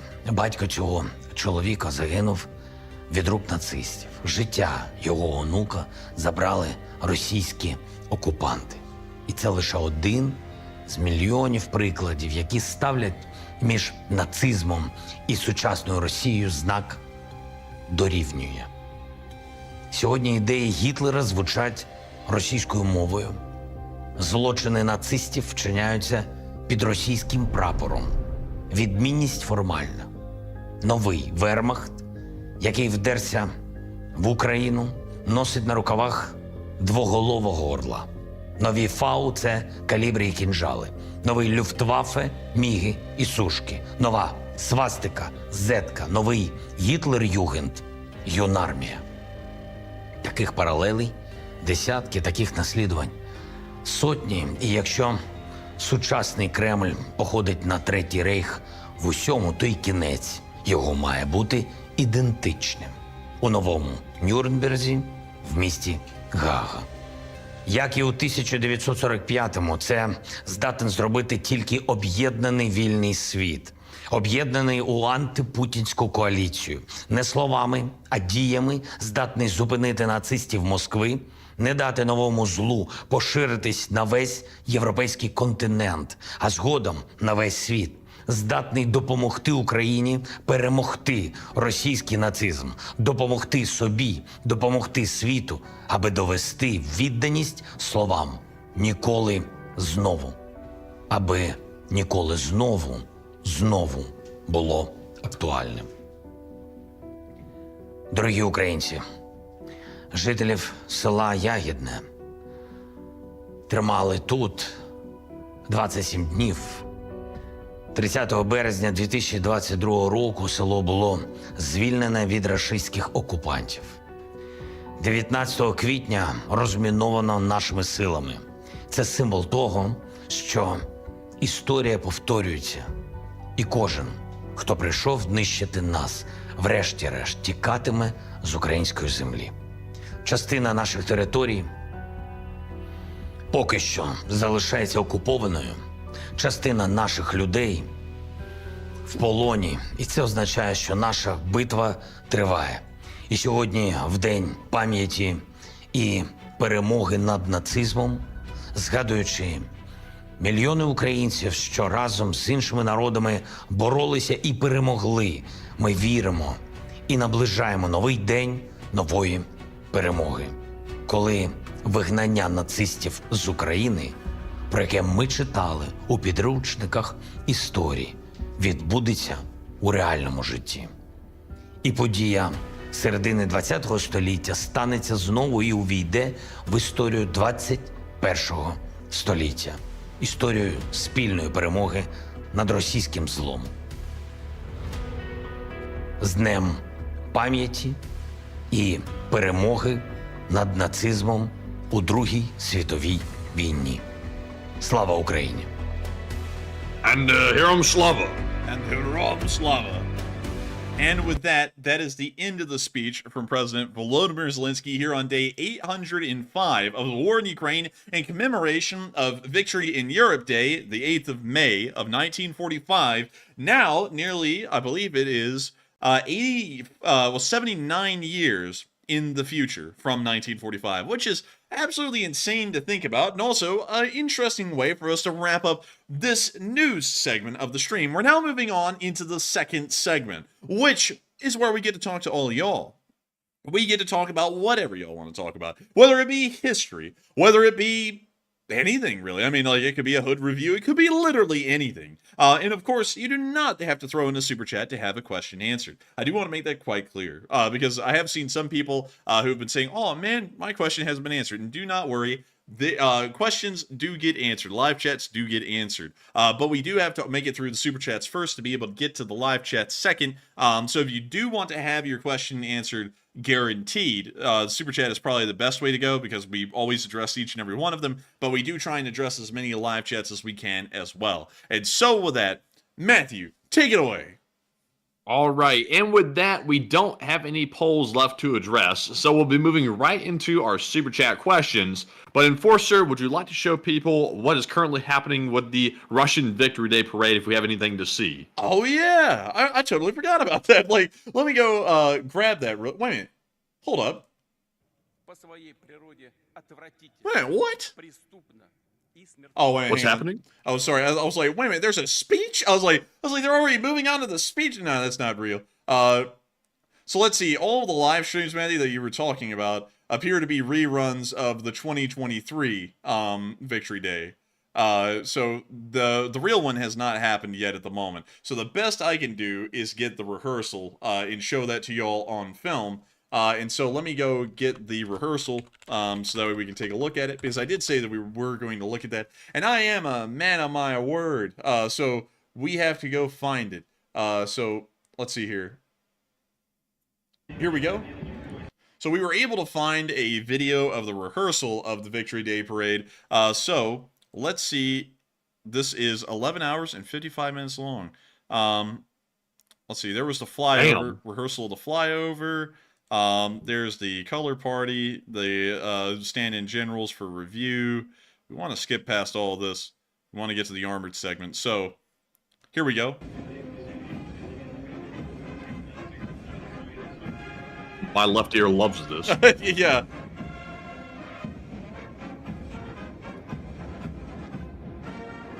Sadly, I can't put the song directly on the nail. I hate that goofy, like, ribbon that they put up everywhere, like the new propaganda ribbon you see up there on that like big billboard. Oh, dude, that's not new. That is as old as the Second World War itself. That is, I think, the ribbon of St. George. I can't stand it. It's ugly, yeah. It's like yellow and black. It's like a hornet. But now they're moving back. It rivals that terrible like sailor shirt the Russians love to wear, like Popeye the Sailor Man. But anyways, we can see the armor now moving in. And I think the camera's about to focus on that in a second.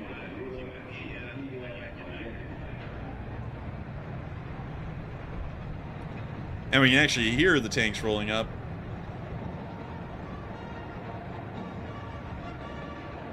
And let's see, there's the T-34-85 that always leads the parade.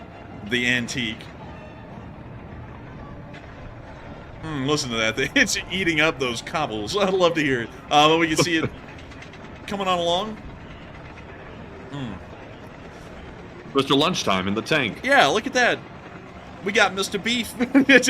he brings beef. So let's see. No tanks this year. It is all, once again, armored cars in light vehicles.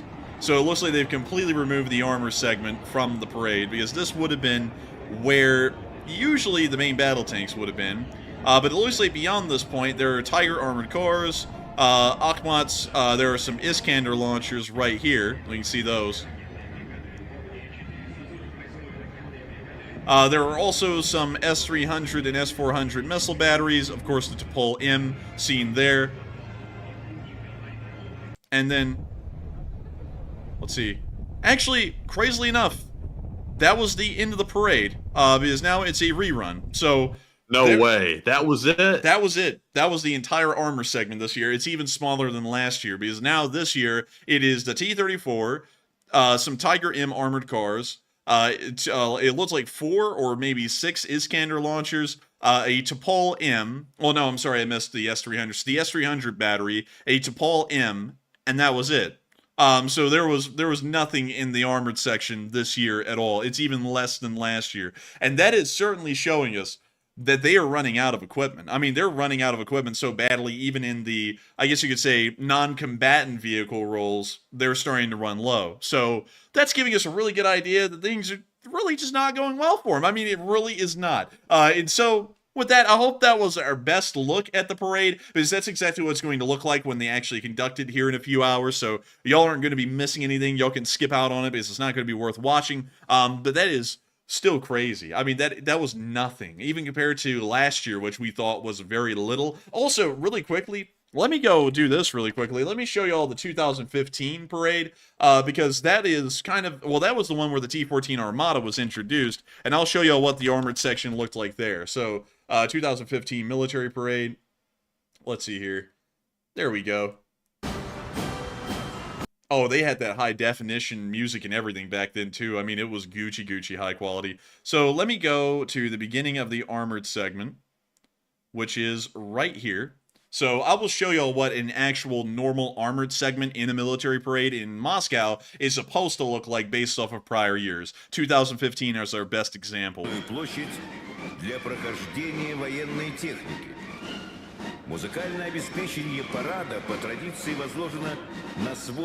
So this is actually the back of Red Square. Right over here to the left is the Kremlin, and we now see the first tanks rolling up. And they actually had a large amount of T-34-85s back then as well, kind of part of a World War II honor guard of a sort.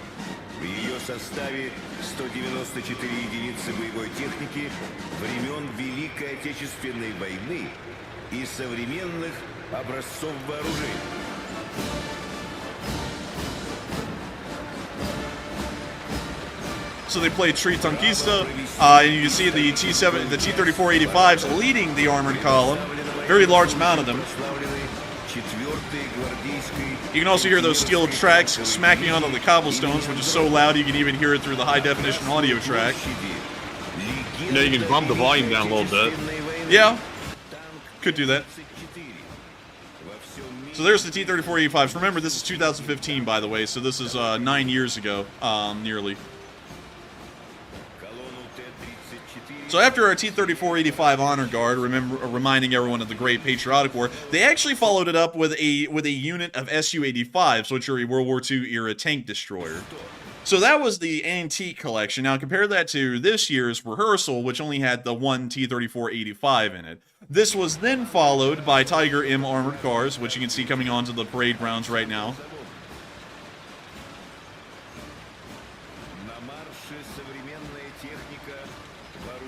And there's the Tiger M's.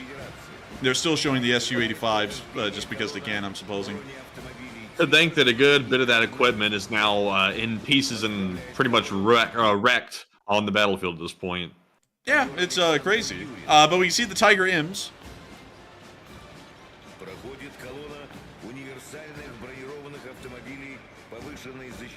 We can also see some variant of Tiger M we've never seen before. I don't know what those missile launchers are on the top.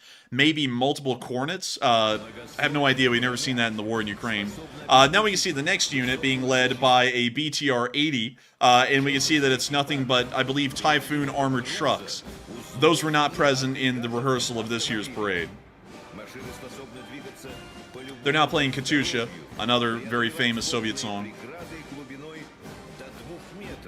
Now as the Typhoon armored trucks pass by, which we did not see in this rehearsal this year. You know, I think Russia's most recent rehearsal that we just saw a second ago is probably worse off than North Korea's actual parade.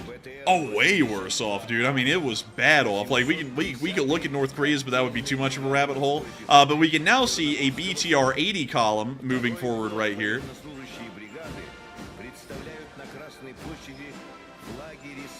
No BTR-80s were present in their own column or more so formation this year. They do lead each part of the armored segment, but like this BTR-80 here, but there was no dedicated BTR-80 segment in the parade rehearsal of 2024. What kind of look is that? I have no idea. Dude, they're mean mugging.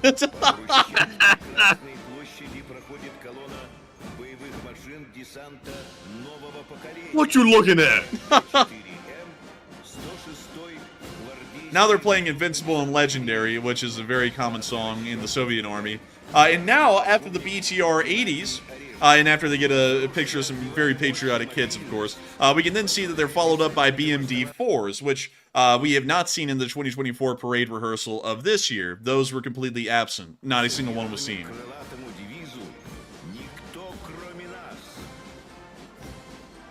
So these are the BMD-4s. These are a part of the Russian VDV. You can see the symbol of the VDV on the upper hull of the vehicles as they move through the parade grounds. Once again, entirely absent from this year's parade rehearsal. Not a single BMD was seen.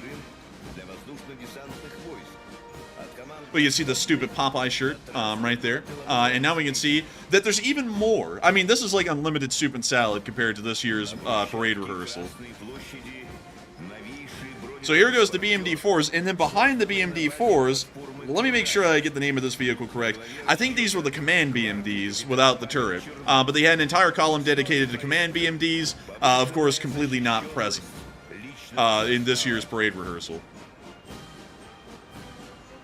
The BMD-4s and the command BMDs of the VDV now leave the parade grounds, and they are now followed by an APC that we've never even seen active in the Ukraine war. And unfortunately, I'll have to identify that here in just a second. Don't know the name off the top of my head.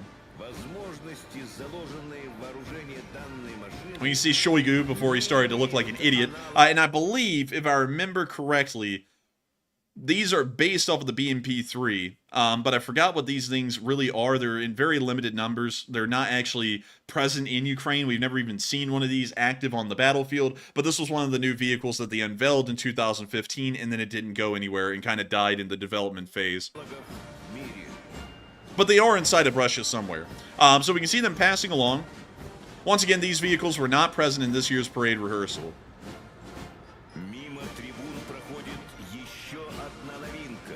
Also, those ERA protective tiles on the side are thick as hell. We can also see that this one has kind of like a BMP-2M turret layout on it. Unfortunately, still don't know the exact name of this infantry fighting vehicle, but once again, never seen inside of Ukraine.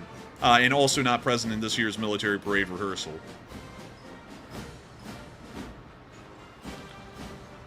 Now, after these vehicles leave the parade grounds, the next column moves forward. Once again, this is already beat out by at least a factor of 2 in 2015, what we have seen for the military parade here in 2024. So we are already seeing that there has been a massive reduction in the armor present at the parade due to the unbelievable losses that have been sustained inside of Ukraine by Russian armored forces. Man, I'll tell you what, I've seen enough of this junk. Most of it's already destroyed anyway. But, I mean, it just keeps going. I mean, like, watch this. Look, I will fast forward. So right now we are at the 59-minute and 50-second mark. And keep in mind that the armor section of the parade has been going on now for about 6 minutes without end. This goes on, the armor segment goes on for another 7 minutes or so. So this armored segment is about, I think, 20 minutes long or so, compared to this year's, I think it was like 4 minutes, maybe even 3 minutes, something along those lines. The armor segment of this year's parade rehearsal took about the same amount of time as it takes to cook an extra large Hot Pocket, to put that into perspective of how short it was. But as we can see, the Russians are not doing well in the armor category, but to just give you all a little bit of a comparison of 2015 versus the modern day, 2024. But with that, we got to get on into those questions, because a lot of y'all have thrown in questions. And Matthew, take it away.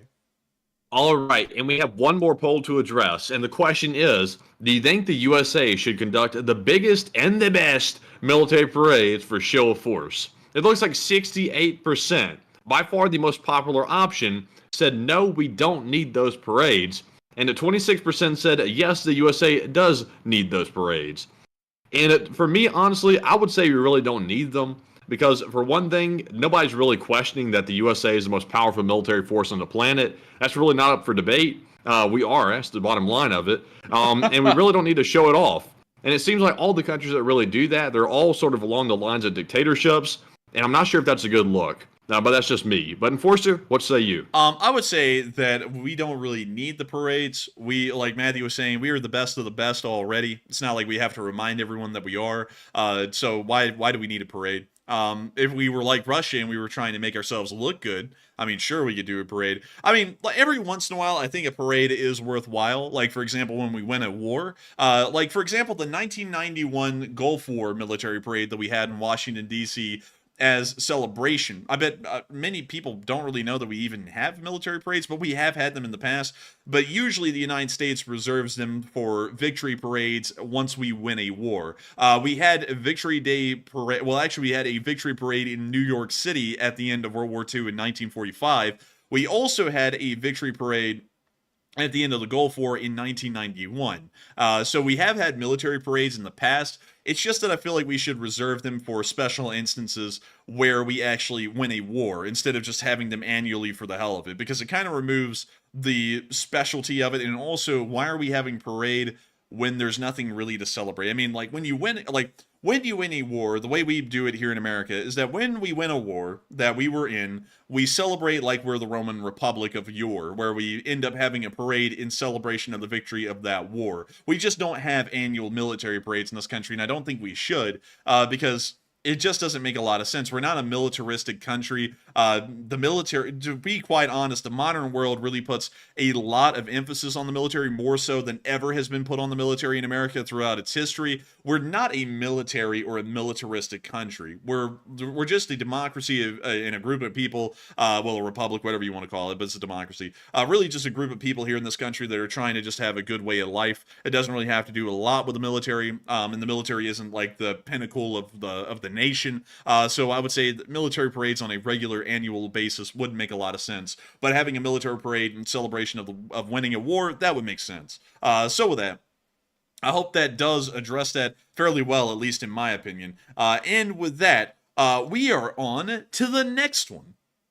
And we are now moving into our fresh super chat questions. And our first one here is going to go to K-Dub Janky, the longtime channel legend, and they put in a $50 donation. And thank you very much, K-Dub, for that generous support. And they said, I love history. And can you elaborate on the Silk Roads and how Asia went to decline after Europe went to sea trade? And a great summary of Israel history yesterday. And thank you so much for the kind words, K-Dub Chinky, and I'm glad to hear that you like the history summary. So to give a quick one about the decline of Asian countries, all Asian countries didn't go into decline once the Europeans switched to sea trade. It was only a select few, specifically the Persians, ended up going into a massive economic decline. And also the Ottomans did as well, because, and this is such a cool thing about history, is that you can actually see when things started to change was when Europe started to trade by sea instead of over land. Because the Silk Road became a thing in the 12th century, if I remember correctly. It was the 12th or the 13th century. Well, no, it was the 13th century because Marco Polo ended up meeting Genghis Khan at some point, I believe. So going off of that, it was the 13th century when the Silk Road was created in between the European nations or the European kingdoms and then the Chinese kingdoms and the Indian kingdoms further over to the east. This trade route spanned through the area of the Byzantine Empire and then on into the area of Persia, and then through multiple different smaller clans and tribes that controlled the areas of modern-day Afghanistan, through the Sikh Empire that existed in Pakistan, and then on into the Indian princely states, and then also into China as well, which was called the Qing at the time. I believe it was called the Qing. Oh, or, well, no, I think it was the Heavenly Kingdom or the Qing. I'm not really sure which one. But beyond that, anyways, the trade routes were huge and made a load of money, especially for the people who were the middlemen in between Persia and the Byzantines, and also the Seljuk Turks, which were in the area at the time, but they hadn't become the Ottoman Empire. So when the Ottoman Empire took over, when the Ottoman Empire, well, actually, it's kind of hard. When the Seljuk Turks ended up taking over Constantinople, they ended up forming the Ottoman Empire and started winning a large amount of battles in the Balkans, and not only that, became very hostile with trade with the Europeans and also started to massively rack up the taxes for people transiting the Silk Road trade route. This ended up drastically increasing the prices of goods that European states were buying from Asia. And for this reason, many countries in Europe started to want to find a way to try and make the costs a little cheaper. And this is always the biggest motivator in the world. No one gets this, but people in Europe were like, damn, we missed that spice. We need to find a way to get it cheaper. And so European nations started to fund expeditions to try and find out how in the world could they make it to Asia, but not through the Ottoman Empire. And so they found out that the best way to do it, and I think I'm trying to remember this correctly, Portugal was the first one to fund the ventures, which started happening literally just years after Constantinople fell and the Ottoman Empire became a real thing. the Portuguese funded a fella. I forgot his name, but it's like De Vigozo or something like that. But he traveled around the Horn of Africa into India that way. And the Portuguese found out and they were like, oh my God. They were like, we are going to be in the money. So the Portuguese started to massively use this trade route around the Horn of Africa and ended up making huge amounts of money off of the trades, the spice trade really, and also the other kinds of exotic trades that were happening in between the princely states of India and Portugal. The Portuguese were so good at this that everyone else went, damn, we got to get in on that. And so the Spanish started to compete as well. And the Spanish were the next one in line to try and start competing with the Portuguese spice trades that were going on, that were making the Portuguese state tons and tons of money. So the Spanish government ended up funding their own expeditions to go around the Horn of Africa, try and find some way that would be quicker.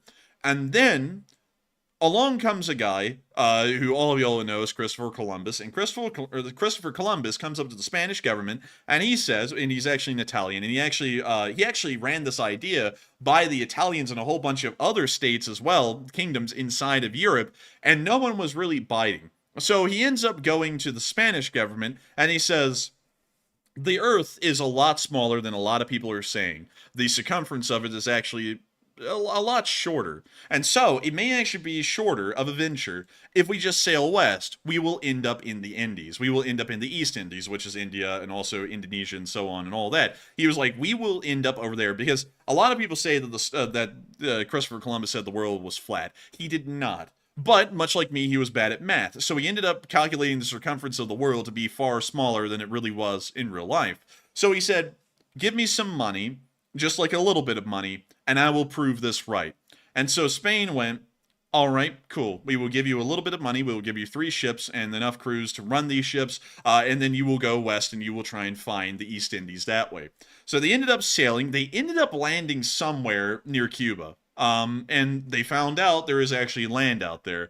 The thing is, though, is that nobody actually made the discovery that this was not the East Indies. The Spanish actually thought for a couple of decades that these islands that are a part of the Caribbean were actually islands in the East Indies that had not been discovered on the map yet. So for a while, the Caribbean actually showed up in the East Indies on some maps. Until a guy called Amerigo Vespucci ended up traveling to the Caribbean on a ship and ended up traveling all the way across the North American continent and South America on board a ship and found out that this was not the East Indies as it had been mapped. This was an entirely new world. Like, that's why it's called the New World. It's an entirely new place. No one had even known this for, I think it was like maybe 20 years, but they finally found out this is a whole new place, that we need to treat this differently than the East Indies. This is the West Indies. And so then the Spanish were like, oh damn, like we've hit it big, like we've hit it really big. And then the Portuguese were like,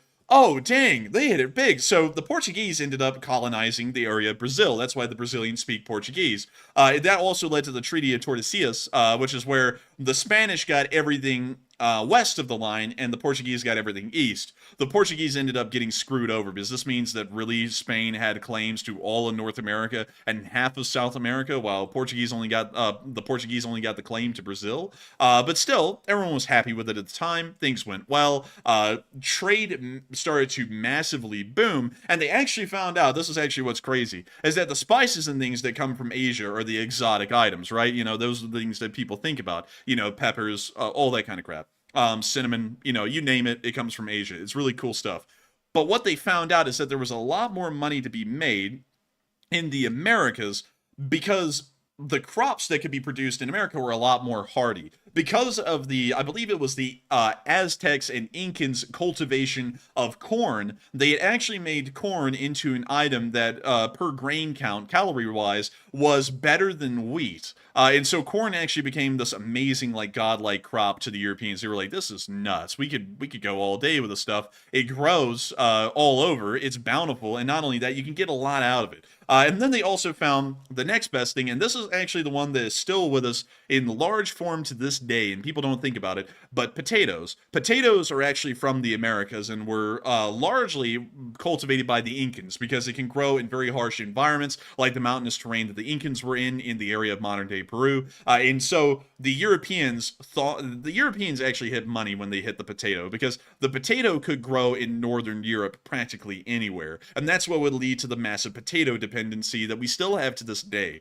Because when you think about it, and I want y'all to think about this, when you go to any restaurant in America or anywhere around the world, you get French fries, or you get some sort of a potato side. That's because potatoes are one of the most bountiful and cheapest types of crop that you can grow in the modern day, even still. And this means that it is the #1 cheap filler dish to put as a side to anything, and it may even be the entree in some instances as well. And then of course you can find corn and everything as well, because corn is so bountiful that's incredibly cheap to turn into multiple different kinds of products like corn syrup. You can use it to make corn starch, you can use it to make corn bread, you can use it to make just corn, you can use it to make tortilla chips, you can use it to make tortillas, you can use it literally anywhere. Corn is one of those kinds of crop, much like wheat, potatoes, and corn itself, that is one of the basic foods of the world. And so the Europeans blew up with this stuff. Forget the spices. And on top of that, there was already really cool crap coming out of America, like tomatoes, which were just nuts at the time,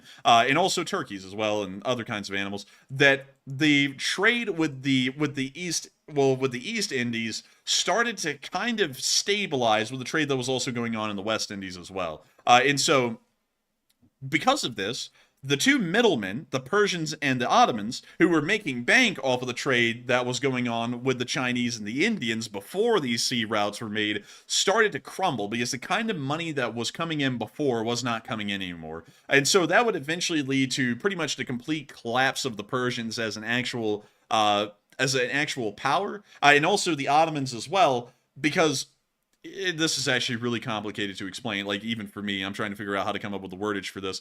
Because they were making so much money off of the trade that was happening before the Europeans found the sea routes to both the West Indies and the East Indies, the Turks and the Persians had unlimited money, and it was a never-ending stream of money, a lot like a lot of the Middle Eastern countries have today, coming from oil. And because of that, they would use the money to fund scholarly endeavors that helped them to stay ahead of the curve. Because for a while, the Ottomans were actually more advanced technologically and societally than a lot of European countries would be, and also the Persians were as well. But as that money dried up, the ability to conduct scholarly ideas or continue to try and push forward progress started to die off. And that's why the Persians and the Ottomans, by the time of the 18th and 19th centuries, were looked at as dying, sick countries that were just shells of their former selves, because the money had long since dried up, and all of them were kind of living in the Dark Ages. And that's what actually threw the entire Islamic world, also is like a whole side note on its own, that's what threw the entire Islamic world into the Dark Ages, because before that,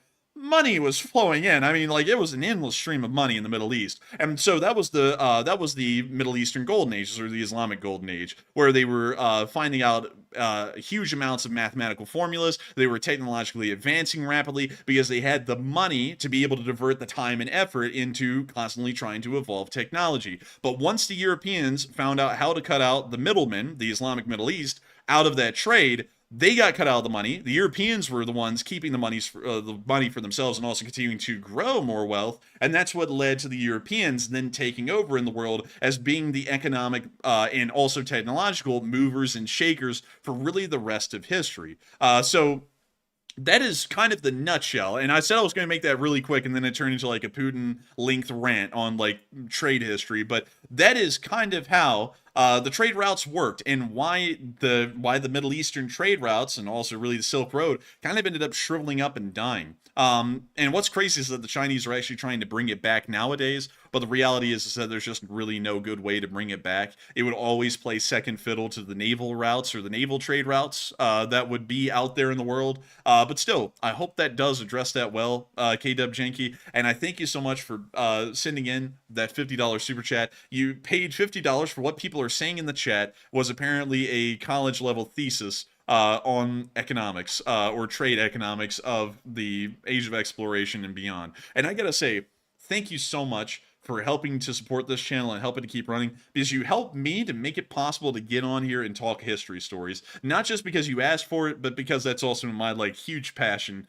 is history. I love history. And I gotta thank you so much once again for the support, KWJenky. I'm glad that you love history as well, and I hope I was able to give a pretty okay history lesson. Very, very succinct one, although it was really long. That's actually succinct compared to the real story of how things work. But still, thank you so much once again. I love that people ask about history and want to hear the stories of it, because I love telling it. Matthew can tell you it gets really annoying in this house because I'll do that at any moment. Like, Matthew can tell you, Matthew, you will know this is true. I will sit there and be eating with a fork, and I'll be like, did you know that the fork is in like, and then Matthew will be like, stop, please. And I'll be like, no, it's a really cool story. And he'll be like, no, quit. So I'm glad that y'all love them, because here in this house, they're hated at this point because I've done this my whole life. But thank you so much once again. I hope that does address that incredibly well. And with that, we are on to the next one. But thank you, KWJenky, for also being a legend as well. Yes, indeed. KWJenky is a legend. And with that, we have another legend, Trister1, who threw in his second super chat of the night. And this time, he put in a $50 donation. And thank you very much, Trister, for that support. And he says, everyone begets 5 credits towards your history major now. Hey, and I gotta thank you so much for the support, Trister1, and the huge support, and also adding 5 credits towards everyone's history major. Because I'll be quite honest, I say this on the channel a lot. I always say, I got a history degree, a bachelor's in history, so I should know what I'm talking about. But the reality is, and Matthew can back this up, I knew most of this before I went to college. That's just how much I loved history, is that I just read up on all of it and knew it. So when I went to college, it was kind of a cakewalk, because I would just write about stuff I already knew, and then I get A's. And I wasn't magna cum laude for nothing. Like, I was on up there. But I gotta say, thank you so much for the massive support, Trister1, and enjoying that history lesson. I cannot say it enough. I love doing history lessons, and if I could ever make a side channel, I would do nothing but history videos. That's kind of what the sponsorships on the videos are kind of going into, is our long form video projects. That's kind of like growing our funds to be able to do something like that. So in the future, y'all might actually see one. I don't know if it's going to be on this channel. It might be on a second channel, but I would absolutely love to talk history. Like, y'all just bring up a topic and I make a video on it. That would be so freaking cool. I would love it. And I gotta thank you so much for the support, Trister, and helping this channel to be possible, because by supporting this channel, you help it to be possible for me to ramble on and do these kinds of history lectures pretty much as a job, on top of covering the war in Ukraine and also breaking news around the world. And thank you greatly so much once again for the support and helping this channel to keep on running, because folks like you make it possible, and if it wasn't for folks like you, I wouldn't be able to do that. And so thank you so much once again, and we are on to the next one. And the next one goes to Jolly Hiveling, who's also a longtime channel legend, who puts in a $20 donation. And thank you very much, Jolly, for that support. And they said, LSA, Chris's mom, and that fine Peruvian blow. Yarr! Arr, we be getting on some of that fine Peruvian blow. But I gotta thank you so much for the support and helping this channel to keep on running. I gotta say, I appreciate you shouting out that fine Peruvian blow. But I do not appreciate you shouting out Chris's mom. We try and keep that in the background, because Chris's mom carries many kinds of diseases that went extinct about several decades ago, like polio. But beyond that, thank you so much for the support. And I gotta say, Chris's mom and fine Peruvian blow, that sounds like a terrible night. I'm not gonna lie, that sounds like a night that you wouldn't want to remember. But with that, thank you so much once again for the support and helping this channel to keep on running. And thank you, Jolly Hiveling, for once again reminding us of the things we don't want in life, which is Peruvian blow, and also Chris's mom. That's a tough one to even say. Goodness, whoa, Jack, what do you mean? Pennsylvania, Delaware, spaghetti and the spaghetti store. But anyways, thank you so much once again. I hope that does address that the best I can, and we're on to the next one. All right, and the next one goes to DS, who put in a $20 donation, and thank you very much, DS, for that support as well. He's a longtime channel viewer, and he says, for my guys in Bama. Hey, thank you so much for the support, and thank you for giving a shout out to the beautiful state of Alabama, a beautiful place. I gotta tell you, a lot of people give it a bad rep. A lot of people say it's incest bread. Some people say it's backwards, uneducated. And I just gotta say to that, what's the problem with that? but beyond that, all jokes aside, it's actually a beautiful place. Like, look, this is the Talladega National Forest. Isn't it beautiful? I think it's beautiful. Look at that. Look at that. It's in Look at Alabama, of all places. Look, there's a piece of concrete out there in the middle. We got a bunker in the middle of the lake. You can't top this stuff. Look at this. You got waterfalls. You got all of them. You got all of the ones you want. You got this guy who's shirtless here, who's a part of the Boy Scouts. Hey, watch out. Shirtless in the Boy Scouts. Keep an eye on this guy. But look, we got more views, scenery. I mean, we got it here in Alabama. It's gorgeous. Have you seen our beaches? I mean, not just the folks living around here, but have you seen the beaches? They're beautiful. Like Gulf Shores. We just showed you that a little while ago, so I'm not going to do that again. That's a little redundant. And we got historical landmarks, like Fort Morgan. Look. Yeah, I'll show you Fort Morgan. Fort Morgan's actually pretty cool. So check this out. This is a Civil War fort. You can't find these anywhere in the country. You can only find them here in Alabama. Look, you can even see like where the World War I guns were. Nice stuff. It's beautiful stuff. Battery Dupotail. We love it here. But beyond that, Alabama is a great place. And I gotta say, thank you so much for the support and giving a shout out to us down here in Alabama and also our state. Because I gotta say that it's a beautiful state. It's honestly my favorite. Matthew, I think, is actually Matthew actually likes Texas more. And nothing against Texas. I'm sure it's a nice place. I've just never been out there personally. Matthew has. But I like Alabama. I'm happy here. I like it here. And I'm totally fine with continuing to stay here until the end of my days. Or, for 4 to 8 years, depending on how long y'all keep me in office, I will be in Washington, D.C. So, with that, I hope that does address that quite well indeed. And I gotta thank y'all all so much once again for being here with us as we continue to cover this news from the city of Birmingham, Alabama.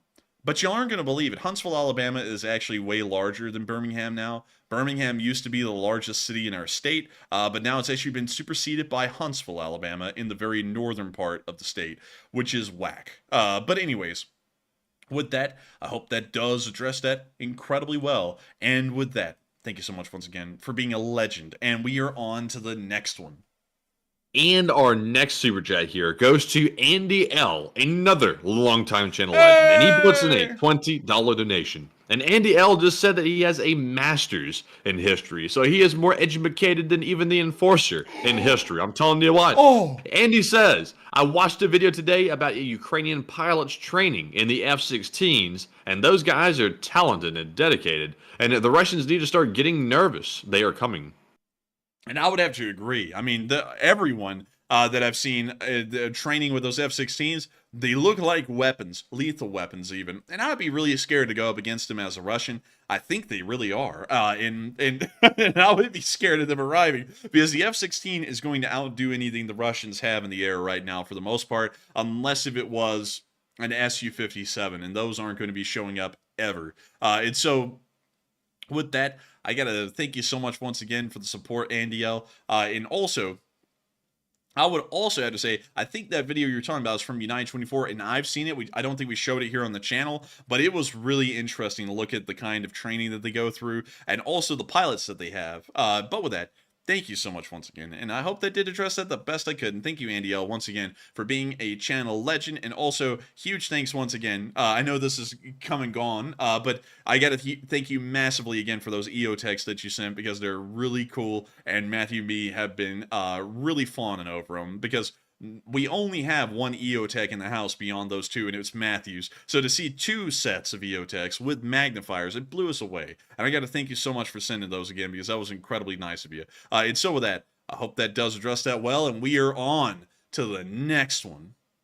All right, and our next question here, our next super chat actually goes to Trister1 once again. This is his third super chat of the night, and this time he threw in a 20. And thank you very much, Trister, for that third one. He says, does the NATO treaty terms really prohibit, in a bit, a member's country from taking military action in another country? So what if France or Latvia send grounded troops or Poland air assets? Don't think it needs NATO consent. It technically doesn't, But in the modern world, the military-industrial complex of the West is so interlinked to the United States and many of these countries that the U.S. gets a lot of sway from that alone on what they can do. Because back in the day, France was actually involved in a lot of wars that NATO was not really a fan of, or they just didn't want them to do. One of those would be the war in Vietnam, because before the United States showed up, it was actually the French that were fighting in Vietnam, because it was actually a part of French Indochina. But after the blistering defeat that the French suffered at the Battle of Dien Bien Phu, they were pushed out, and then French Indochina broke up into Laos, Cambodia, and South and North Vietnam. And then we stepped in during the Eisenhower administration, and we started to try and advise the South Vietnamese around 1955. And then we stayed in that advisory role until 1964, and then really 1965, when the Battle of Ia Drang happened near to the area of Pleiku. And then that's when the United States got directly involved in the conflict as an armed combatant. But before that, we weren't really a big fan of France being in Vietnam. And we actually kind of wanted them out. Also, the same thing with Algeria, because there was this whole thing that happened in Algeria, and the French kind of conducted a massacre down there and everything. It was a terrible ordeal. It actually shaped a lot of how modern French politics works. Not getting into that, but it did shape a good bit of it. And they've been involved in a lot of wars since. Let me make sure to check wars of France. Let me go check list of wars involving France. This is a very long list.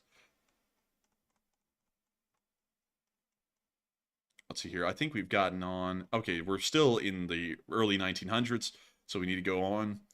So here we go. The French Fourth Republic, 1946 to 1958. The war in Vietnam.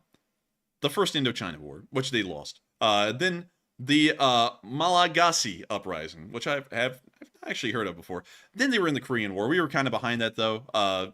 You know, the United Nations actually told everyone to go there, so everyone went there. Then they were in the Algerian War, which was very, very questionable. Then they were also involved in the Suez Crisis, of which they were, I believe, was still a part of NATO at that time, because France actually withdrew from NATO at a point, and then they came back, I think, in like 2004 or 2007 or something like that. But they were involved in the Suez Crisis, which was something that the United States, kind of being the leader of NATO even at that time, was strongly against, and really condemned the UK and France for being a part of it.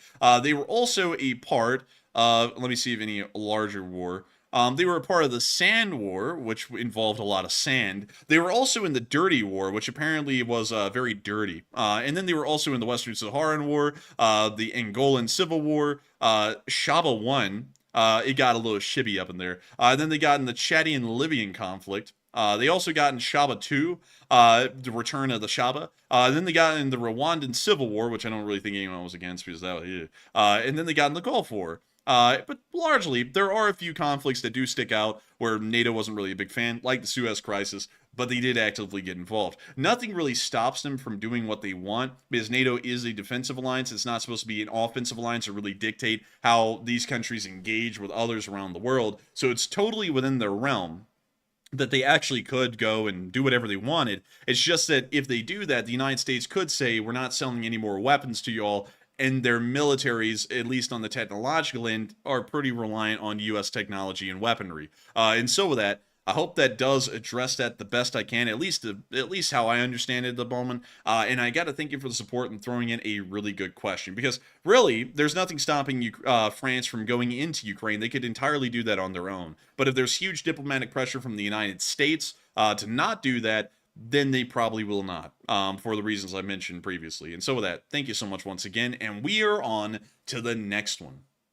In our next one, a big shout out to Richard McGurl, who put in a $20 donation. And thank you very much, Richard, for that support. I did not see a comment attached to it, but as always, I like to double check things these days, so I'm going back to look, and I see he had no comment attached. But that was his, actually, it's not his first,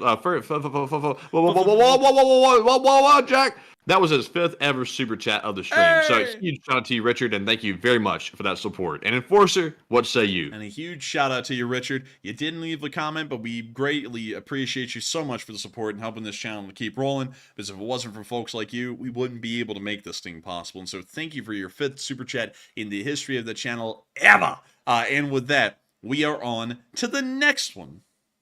In our next one goes to Sully Canuck, who puts in a 20. And thank you very much, Sully, for that support. He says, I was waiting for Flintstone vehicles to go by in the parade. LOC. I mean, you're not that off. I mean, like, it was close to happening. I mean, T-34-85s are the closest I think we'll get to a Flintstone vehicle. So, I mean, you know, you didn't really have to wait long. It was actually the first part of the armor parade. But still, thank you so much once again for the support and helping this channel to keep running. And thank you for throwing in a good joke right there. We love a good joke on this channel. We really do appreciate a good joke. And I got to thank you so much once again for supporting this channel and helping to keep on running and throwing in the heat on them Russians. And so with that, thank you so much once again. And we are on to the next one.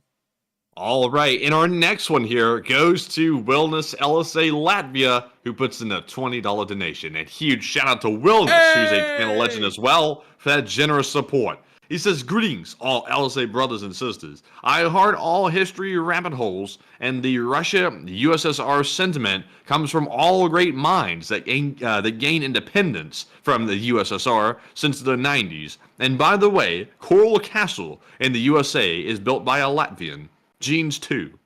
Hey, that's really cool. And also, let's see, comes from all great minds to gain independence. And also, as far as you're saying, Russia-USSR sentiment comes from the all great minds to gain independence from the USSR since the 90s. I'm not sure if you're saying the people who have like a longing to return to the Soviet Union or the people who don't want to return to the Soviet Union. This is actually kind of a divisive thing in former Soviet countries as to whether to go back or not. It's really becoming less so of a divisive issue nowadays, but back during the 90s and 2000s, it was actually a big topic as to whether the Soviet Union should come back or not. In reality, the reason why a lot of people are saying that is because during the 90s and the 2000s, the quality of life in most former Soviet republics had drastically dropped. Life actually was, in comparison, better during Soviet times than it was during the 90s and 2000s because of the huge economic collapses that were occurring throughout the entire area. Because the Soviet system of economics was based off of the Soviet Union existing. So when these republics broke off and became their own deal, like Ukraine did, and Russia did, and Belarus did, and all the Baltics did, factories in Estonia that would source their parts from Kazakhstan and Georgia now had to go through customs to get them imported from Kazakhstan through Russia and then into Estonia, and from Georgia into Russia and then through Estonia. And that was such a bureaucratic headache, especially for governments who hardly had any bureaucracy at that point, that it really didn't happen. So a lot of those ventures that existed in Soviet times just collapsed inwards on themselves. Very few of them ended up surviving. And for that reason, the economies in these countries rapidly declined, and things were terrible. I mean, it's actually true. The Soviet Union was better off than any of the former Soviet republics were in the 90s and early 2000s. That has started to change lately, especially for the Baltic states, which have been rapidly growing since they've joined NATO and the EU, and even for countries like Ukraine, it's actually been improving as well. But as far as people on the other end of not having Soviet nostalgia and hating the Soviet Union, they usually hate it because they usually repressed smaller groups inside the Soviet Union. Like many of the Baltic cultures and the Ukrainians were kind of linked to the Russians, considering that the Russians were the largest ethnic group in the Soviet Union, and they would always try and either force Russian cultural ideas or something along those lines onto these smaller cultural groups. And that always ended up causing a lot of friction. And you could even see that in a very rare thing that no one really knows about, because if you are in America and, you know, you were alive a while ago, and most of y'all were, you will know that there was a show called Cops. You know, the one that goes, bad boys, what you gonna do? You know, that one that starts with that theme song.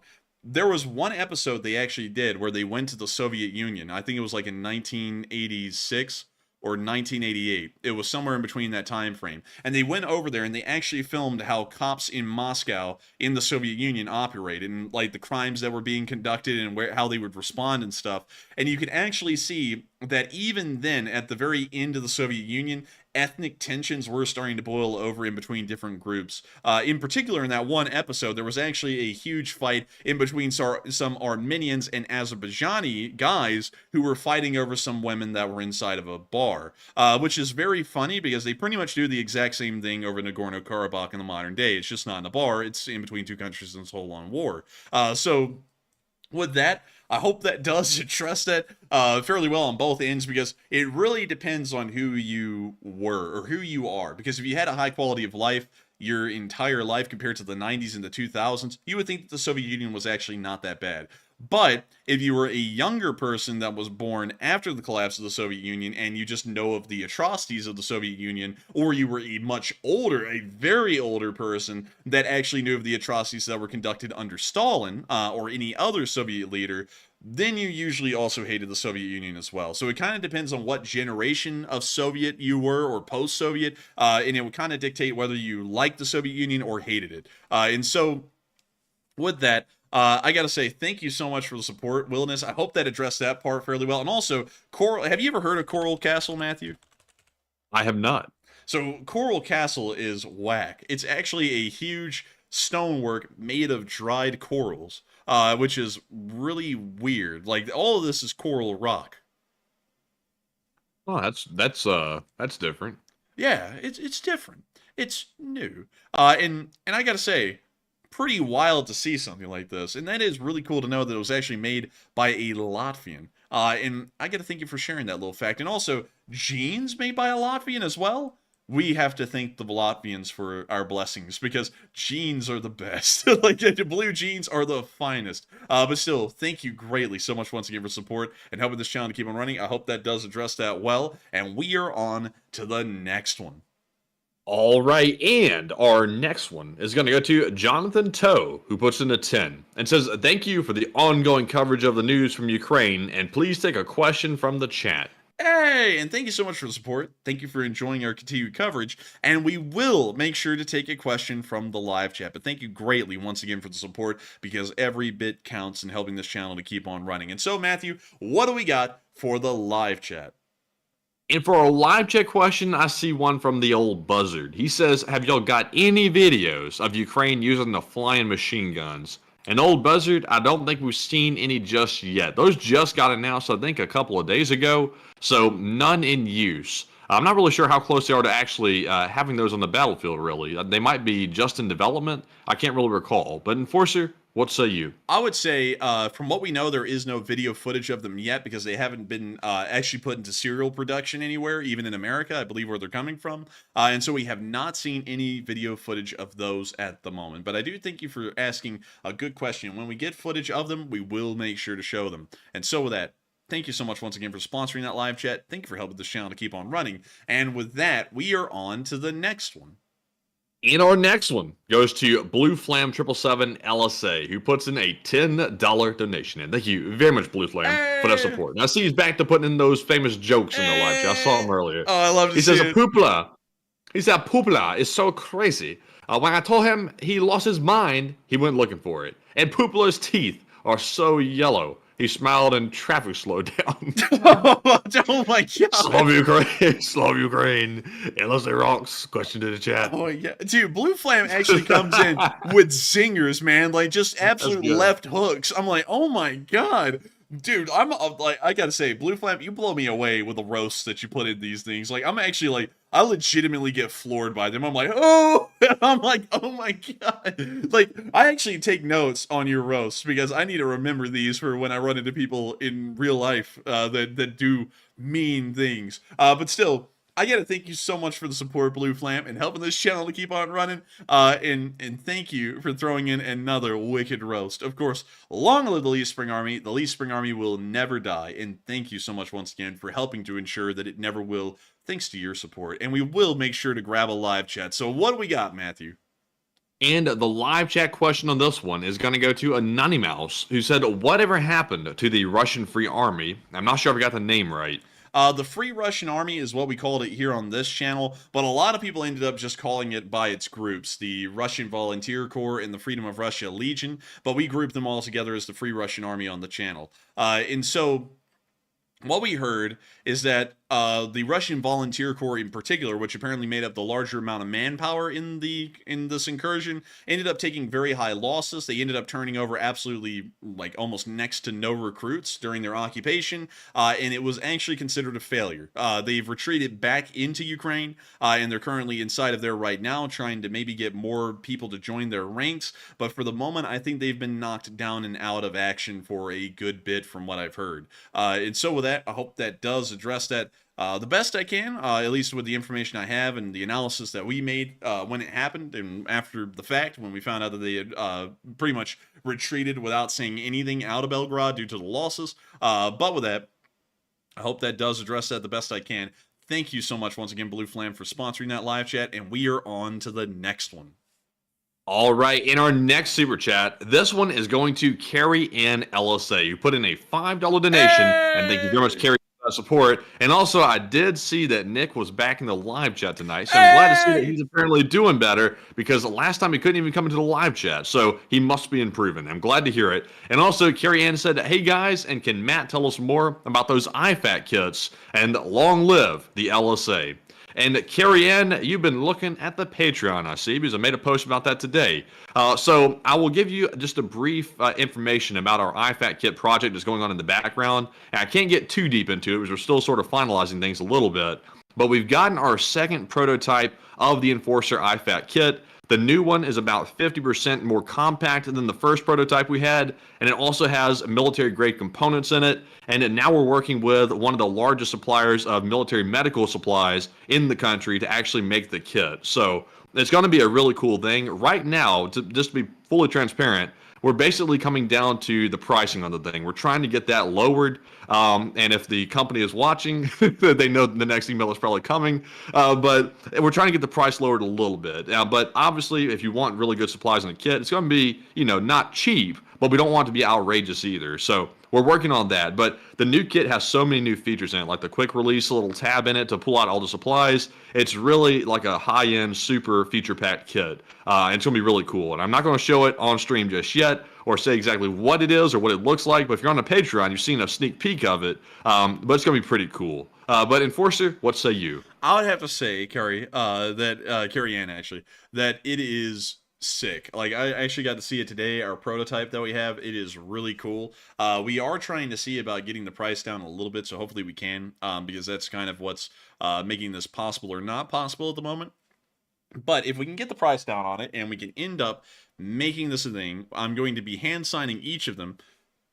And they come with a whole bunch of really cool goodies. Like, Matthew actually broke it down for me today and showed me what was in it, and it is really, really cool. Like, y'all will love it if we actually move it forward into its actual real deal thing. But the thing is with it is that with me hand signing them again, we're going to have to limit the number, and also these are going to be a little pricey. We're trying to make them as cheap as we possibly can and also pack in the most high quality stuff as possible. But even still, it's going to be a little on up there in price. And I just want to make sure to let y'all know that in advance, so that way when y'all see it, y'all aren't like blasted by it. It's going to be. But I will say, though, on that note real quick, just so nobody gets concerned, it is very competitive. The pricing will be very competitive to other IFAC kits that are out there. In fact, it'll actually be a little bit cheaper than most IFAC kits, but it'll still be probably better quality than most of them you've seen, actually. This one's going to be top of the line. It's got the top of the line stuff in it. And I think once you see the company we're working with, you'll understand why, because they're a pretty well-known name. And some people will be very excited about that company because they make a lot of stuff in America as well. And we want to support that. And that's another cool thing about it. And also, some people in the chat have been saying, send them to Ukraine. We've been thinking about possibly doing something like that with these IFACs, where we end up finding a way to maybe fundraise for them and then just send them to Ukraine. But we don't really know the logistics of that, so I can't promise or guarantee anything at all down that route at the moment. But we did throw that idea around today about possibly not only allowing it to be a limited edition merch run for y'all to get some for yourselves, but also to try and fundraise for these to be sent to Ukraine as well. But we'll really have to see if that's even possible at all, because right now we still have no way to send anything to Ukraine from what we know. So we're still trying to figure that out. But with that, Thank you so much once again for support, Carrie Ann, and thank you for asking about that. And I hope Nick is doing well, because I do see that he is in the live chat and he is alive. So I hope that he's doing good, and I hope that everything's on the up and up. And so with that, thank you so much once again. I hope that does address that well, and we are on to the next one. And also, by the way, if y'all also have seen the Patreon, I'm not trying to plug the Patreon like crazy tonight, no shameless plugs on it, but I have been posting an upcoming video that we will be doing in the future. This is actually my video project I'm working on in the background. We're working on actually sending an LSA flag to Zelensky himself. I think we might have mentioned this before. But we're going to have to actually do some experimentation with actually getting a delivery service in Ukraine to actually deliver stuff into a delivery address in Ukraine. So that in itself is a challenge, but if we can get that figured out while I'm working on that video project, there's a chance that instead of doing the 10% to United 24 this time, then maybe we might be able to do something with actually hand delivering the IFAC kits through a reliable delivery service to the Ukrainians. So that's a possibility. I'm not going to guarantee that right now because we're not sure if we can get everything ironed out with the delivery process, but that is an option as well, which would be pretty cool because it's more direct support. And also, these kits are actually really good for trauma wounds. So that's something that the Ukrainians deal with all the time. And these kits are packed with all the stuff you need to be able to basically stop bleeding and also basically survive, and you don't bleed out when you get shot. So it's good for that. So we're going to try to work on that, but we'll let you know probably ahead of time if that's going to be possible before we actually announce the product. But I'm hopeful we can get that done. And with that, I hope that does address that well, Carrie Ann, and thank you so much for asking about that, and I hope that we were able to give you all a little bit more info about what will be happening with that in the future, hopefully, to here on the channel. And with that, we are on to the next one. All right, and the next one goes to CK Bold, who puts in a 5 and says, take a live chat question, and we shall, CK, and thank you very much for that support, and put in the usual. And this live chat question goes to Geek Hippie, who says, have Attackham's attacks been noticeable now? Attackham's attacks have been noticeable. We did notice that a lot of Attackham's have targeted and destroyed a lot of missile sites inside of Crimea. So we do know that they're starting to use the longer range ones to great effect, and they're using them apparently to target anti-air sites specifically at the moment.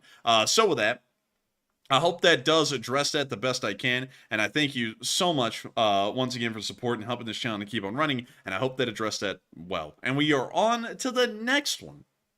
And also, some bot just came in here and said, what the hell is this, a shopping channel? Well, it's like, buddy, we're talking about sending IFAC kits to Ukraine. You're talking about a shopping channel. What the hell, man? But anyways, moving on to our next super chat here. We have a $5 donation from Randy Tosto, and he says, 160,000 Humvees in storage, and how would they be used? Let's see. How would they be used? Reread that one again. Randy says 160,000 Humvees in storage, and how would they be used? Either we're probably going to let them rot, or we're going to have them destroyed, or we are going to end up sending them to Ukraine. And if they're sent to Ukraine, they're going to be used as small troop transports and utility vehicles, because that's really what they did in the army over here. But I don't really know how many we could actually send to Ukraine, because we also have to keep up a stream of spare parts and everything going to them endlessly to keep them running. So I don't know if we could send all of them to Ukraine, but we could certainly just keep on sending however many the Ukrainians want over there, because it's not like we're going to be using those a lot anyways. We're kind of phasing them out already. And so with that, thank you so much once again for support. Thank you for asking a really good question too. And with that, we are on to the next one. And we have a question from Paramecium13, who puts in a 5 and says, to a Russian soldier, champagne is a soft drink. That is true. Like the alcoholic content in champagne, they look at that like a root beer, to be quite honest. And I thank you for pointing that out, because I forgot that in Russia, kvass, which I think has like a 2.5% alcohol percentage, is classified as soft drink. And so with that, thank you so much once again for the support. I hope that does address that well. And with that, we are on to the next one. And our next one goes to Diana Weimar, who puts in a 4 and says, nothing, no comment. So thank you very much, Diana, for that support. And Enforcer, what say you? And I gotta say, thank you so much for the support. Although you didn't throw in a comment, we still greatly appreciate the support and you helping to keep this channel running, because if it wasn't for folks like you, we wouldn't be able to make this thing possible. And so with that, thank you so much once again. And with that, we are on to the next one. And our next one goes to Neil Vizanon, who puts in a 2 and says, hi, and might not watch that much, not feeling great. And I'm sorry to hear that, Neil, and I hope you get to feeling better. And Enforcer, what say you? And I hate to hear that, Neil. I hope you are getting better. I hope it's something that passes really quickly. Because usually every once in a while I get like a day or two long cold, and I just kind of power through it. And I hope it's like that for you, because I hate when people get really sick. And it's a terrible thing when that happens. It's so that I hope you do get better. I hope that you were able to watch at least a little bit of the show tonight and didn't feel too bad. And with that, thank you so much once again. I hope that does address that well. And we are on to the next one. And the next one goes to Arsenic, who puts in a 2 and says, for the LSA. And for the LSA, thank you for the support, and thank you for keeping the LSA running, because if it wasn't for folks like you, we wouldn't be able to make this thing a reality. We wouldn't be able to make it possible. And so with that, thank you so much once again. I hope that does address that well, and we are on to the next one. And with that, we are fresh out of Super Chat questions. But thank you to everyone. No cap. But thank you to everyone once again for supporting the channel, because like the Enforcer said earlier, it's the viewer support that keeps us running. And thank you all very much for your generosity. And we are now moving on to our live chat questions and our Morse code decoders of the stream, because also like the Enforcer said, you don't have to put in the Super Chat to get a question answered. But guess what? Blue Flame just put it in the Super Chat himself. He just put in a $10 Super Chat. And thank you very much, Blue Flame, for that support once again. And let me look at this one real quick. He says, oh no. Oh no, no. Oh my god. Whoa, Jack, whoa. Oh my god, it's a Thailand joke. No way. Oh Jack. God. Dude, I never thought we'd see one of those live on air, but it's an actual Thailand joke. Oh god. That's actually really Blue Flame. You know what? Matthew, you're gonna have to read that one, because that one. Wait a minute, you're not gonna read it? Read it, man. Damn. Okay, I'm gonna have to read it. I was gonna throw Matthew under the bus. Y'all gotta hear this one, because while we usually wave off the really like getting close to R-rated jokes, this one is too good. We will have to read it. Well, I will have to read it. So, here we go. This is a $10 super chat from Blue Flame 777 LSA. It's a boy, I shouted with tears rolling down my face. It's a boy, I don't believe it. And it was at this point that I resolved never to visit Thailand again. Oh my god. Oh my god. That is so bad. Like, that is so freaking bad. But that is a freaking good joke too. But still, thank you for the support, Blue Flame, and being a legend. That one was actually so bad, it circled back to something I actually had to make sure we read on air, because that is a classic. But we will make sure to get a live chat in your honor. So, Matthew, what is the live chat that Blue Flame LSA sponsored? So the live chat question is a little less spicy. It goes to DST is Artificial.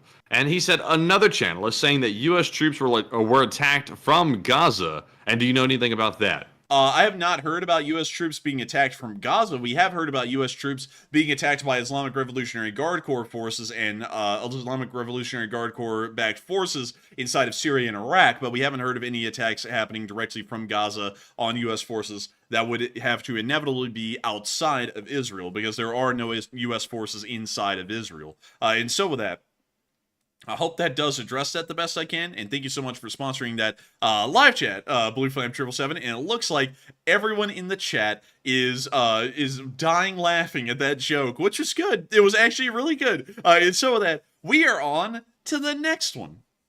And our next one goes to Sully Canuck, who puts in a 10 once again. And thank you very much, Sully. He says, any word on the Ukrainian-held territory on the Swampy Islands just north of Crimea? Just north of Crimea. The Swampy Islands just north of Crimea. I think you're talking about these in the Dnipro. The Nistria Island is actually held by the Ukrainians. They took it from the Russians, and the Russians tried to retake it twice, and it failed. The Ukrainians also control several other islands. For example, this one, which is apparently called Korabel in Ukrainian. So we know that they are holding some islands, but it's really a give and take. No one really holds these islands forever. They're just kind of giving up and giving back to each other over time. And so I hope that does address that the best I can, because I think these are the swampy islands you're talking about, because Ukraine is not close to any of the other islands that would be close to Crimea. So I hope that does answer that the best I can, and thank you for the massive support and helping this channel to be possible and helping us keep this thing rolling. And with that, also, thank you, by the way, for being our OG Canadian LSA Navy member in Canada, a part of the Canadian Navy. And thank you once again for making this channel possible. And with that, we are now into the live chats, I believe, or the Morse code decoders. All right, so moving back into our live chat and the Morse code decoders, we have those tonight. And tonight it's Cliff Simonson, Mark Hodges, Earl Bernew, Paul Schultz, Kevin J., Rumpelstiltskin, David Millsaps, and Toxic Bananas. They said LSA Core Morse code decipher tonight says Ukraine can push the Russians back still and keep on fighting Ukraine, and long live the LSA. And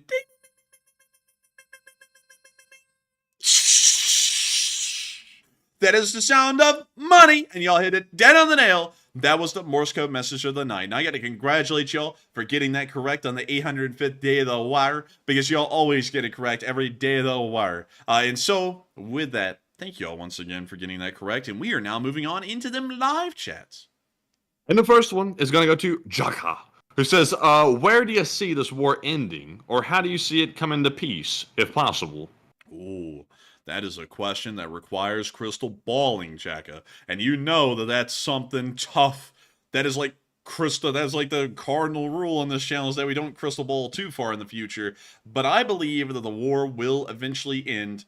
Not because the Ukrainians push the Russians out of Ukraine. I think it's going to end because the Russians will not be able to feasibly carry on the war because of one thing or another just kind of caving in on itself. I think that's what it's most likely going to end up being, in my opinion. Largely because I will be honest with y'all. As unbiased as our analysis can be, I just don't see the Ukrainians being able to push the Russians out of Ukraine, unless if the Russians were already at their death nail and about to collapse because of internal reasons anyways. At this point, I just don't think that's possible. But I do think the Ukrainians can last longer in the war and end up winning it because the Russians won't be able to carry on. That's one thing I think can happen. So, I would have to say it will most likely end with the Russians just kind of collapsing because of an internal issue, and then the Ukrainians will most likely get most of their territory back because the Russians will just be too busy being occupied with the country falling apart from the inside out to really hold anything inside of Ukraine at that point. So with that, I hope that addresses that the best I can, kind of as like a general overview of what I think is going to happen. But with that, we are on to the next one. And our next one goes to Jeff Lieberman. He says, I'm so afraid that Russia is going to use a tactical nuke if they start to lose really badly. And they say they had no choice, and they will say that. What are your thoughts?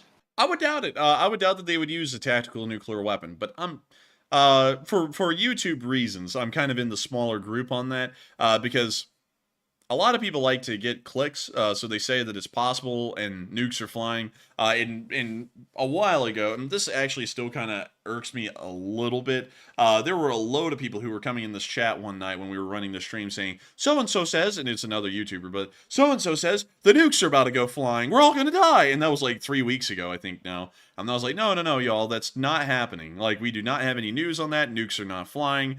You know, and we went debunked the whole thing. And then it happened the next night. And then we started to find out, because I didn't really know much about this person, but because of all this hoopla, I had to go look into him. I found out there's like an entire genre of Ukraine war news people that I just didn't really know about, that pretty much scare people with nuclear weapons every day, and that's how they get views. And that was something where I was like, dang. I was like, we've really got to start seriously downplaying the possible usage of nuclear weapons, because it's something that's not really going to happen. And people need to kind of know that.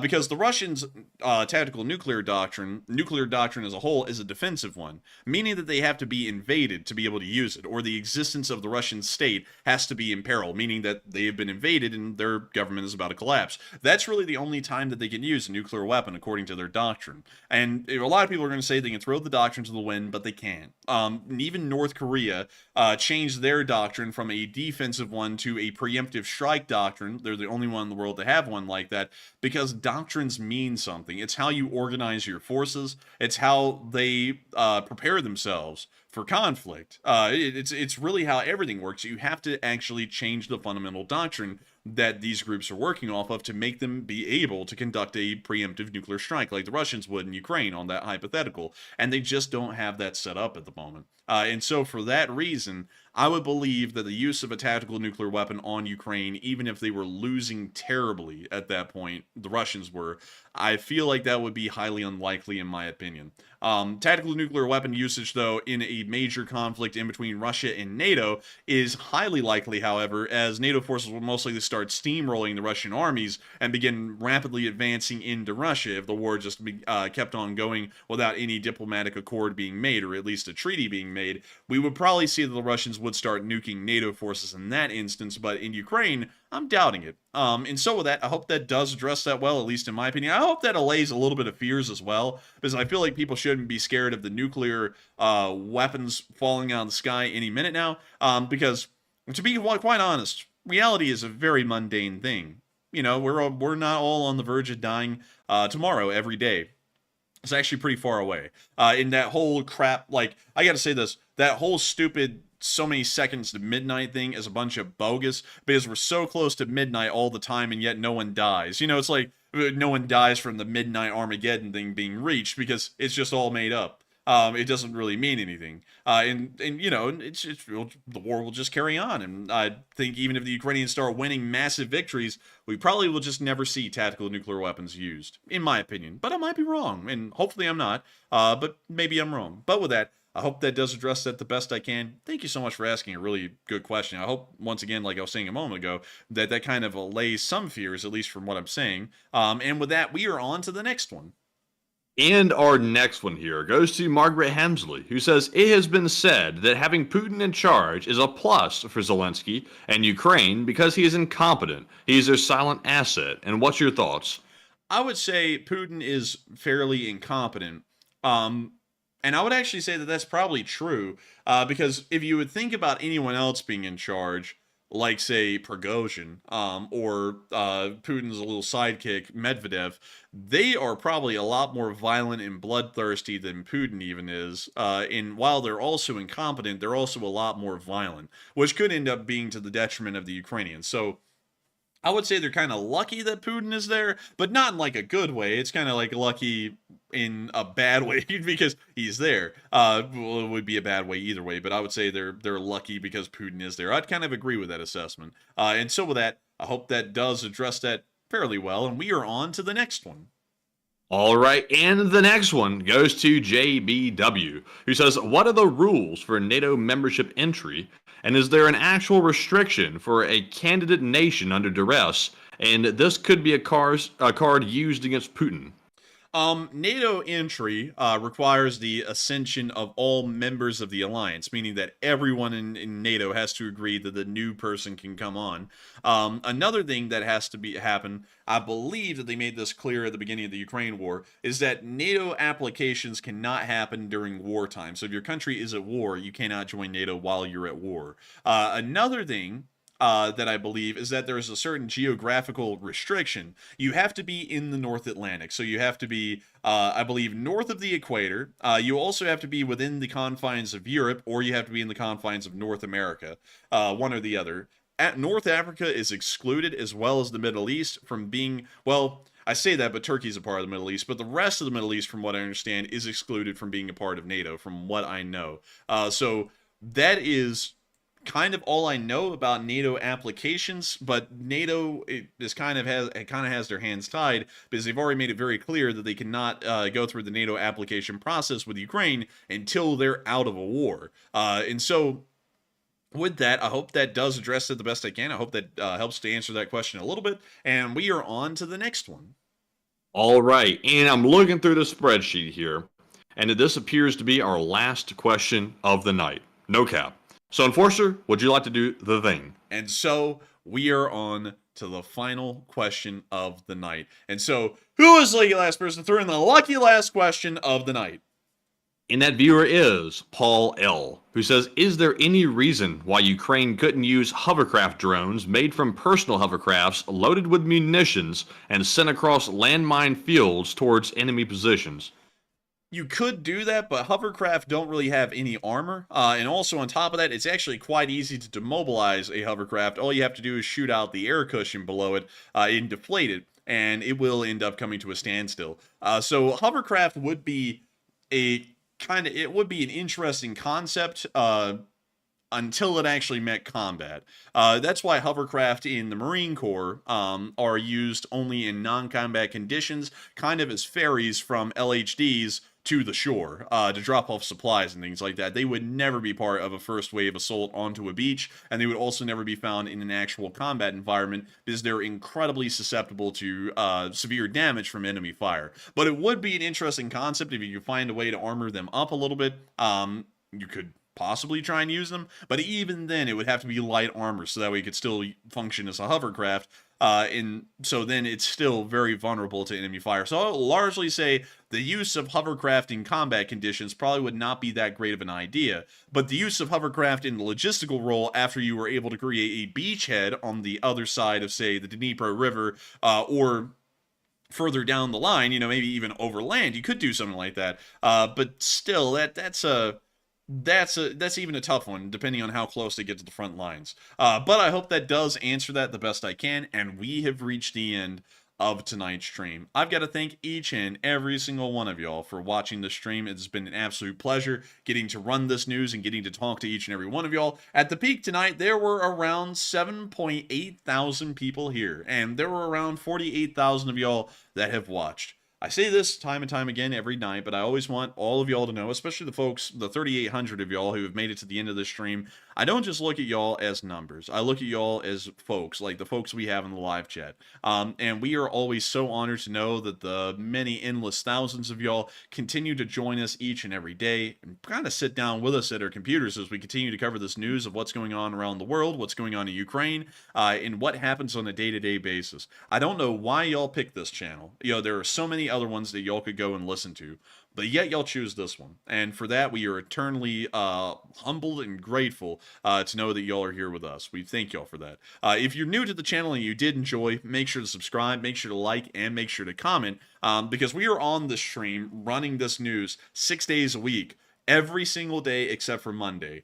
We are the only channel over 2 years that has done that like clockwork, not taking a single, well, actually we did take one break that was about a week long, but that's because I had the plague and I was dying. But beyond that, we have run this stream without end from day one of the war, and we will do this until the end. So if you always want to find a reliable source of the Ukraine war news and also world news, you can always find that here. We will always be on air 6 days a week except for Monday, covering this the exact same way y'all saw tonight. I got to give a huge thanks to everyone who super chatted the channel tonight and everyone who threw in a live chat as well. The support helps us to keep the channel running, and also the questions are incredibly good, and I got to thank everyone for allowing me to go down history rabbit holes tonight as well. On top of that, on top of all of that, thank you to the 2,800 people who hit the like button. If you want, you can still hit the like button. There's nothing stopping y'all from doing that, but a huge thanks to everyone who already hit it, because y'all are helping the stream to reach out a little bit further and share this with more people. And so with that, thank you all so much once again for watching. Good night, good luck, stay safe, take care, Slava Ukraini, and long live the Lee Spring Army. The Lee Spring Army will never die. And with that, good night, folks. Thank you all for another great stream. And like the Enforcer said, huge shout out to everyone that supported the channel, and a huge shout out to everyone for just simply watching the channel and hitting the like button and subscribe button as well, because it means a lot to us. And with that, we'll see you all tomorrow at 10 p.m. Eastern for our nightly war news stream, and also midday for the short war summary. And with that, Slava Ukraine, Heroam Slava, and we'll see you all then. And get some rest and good night.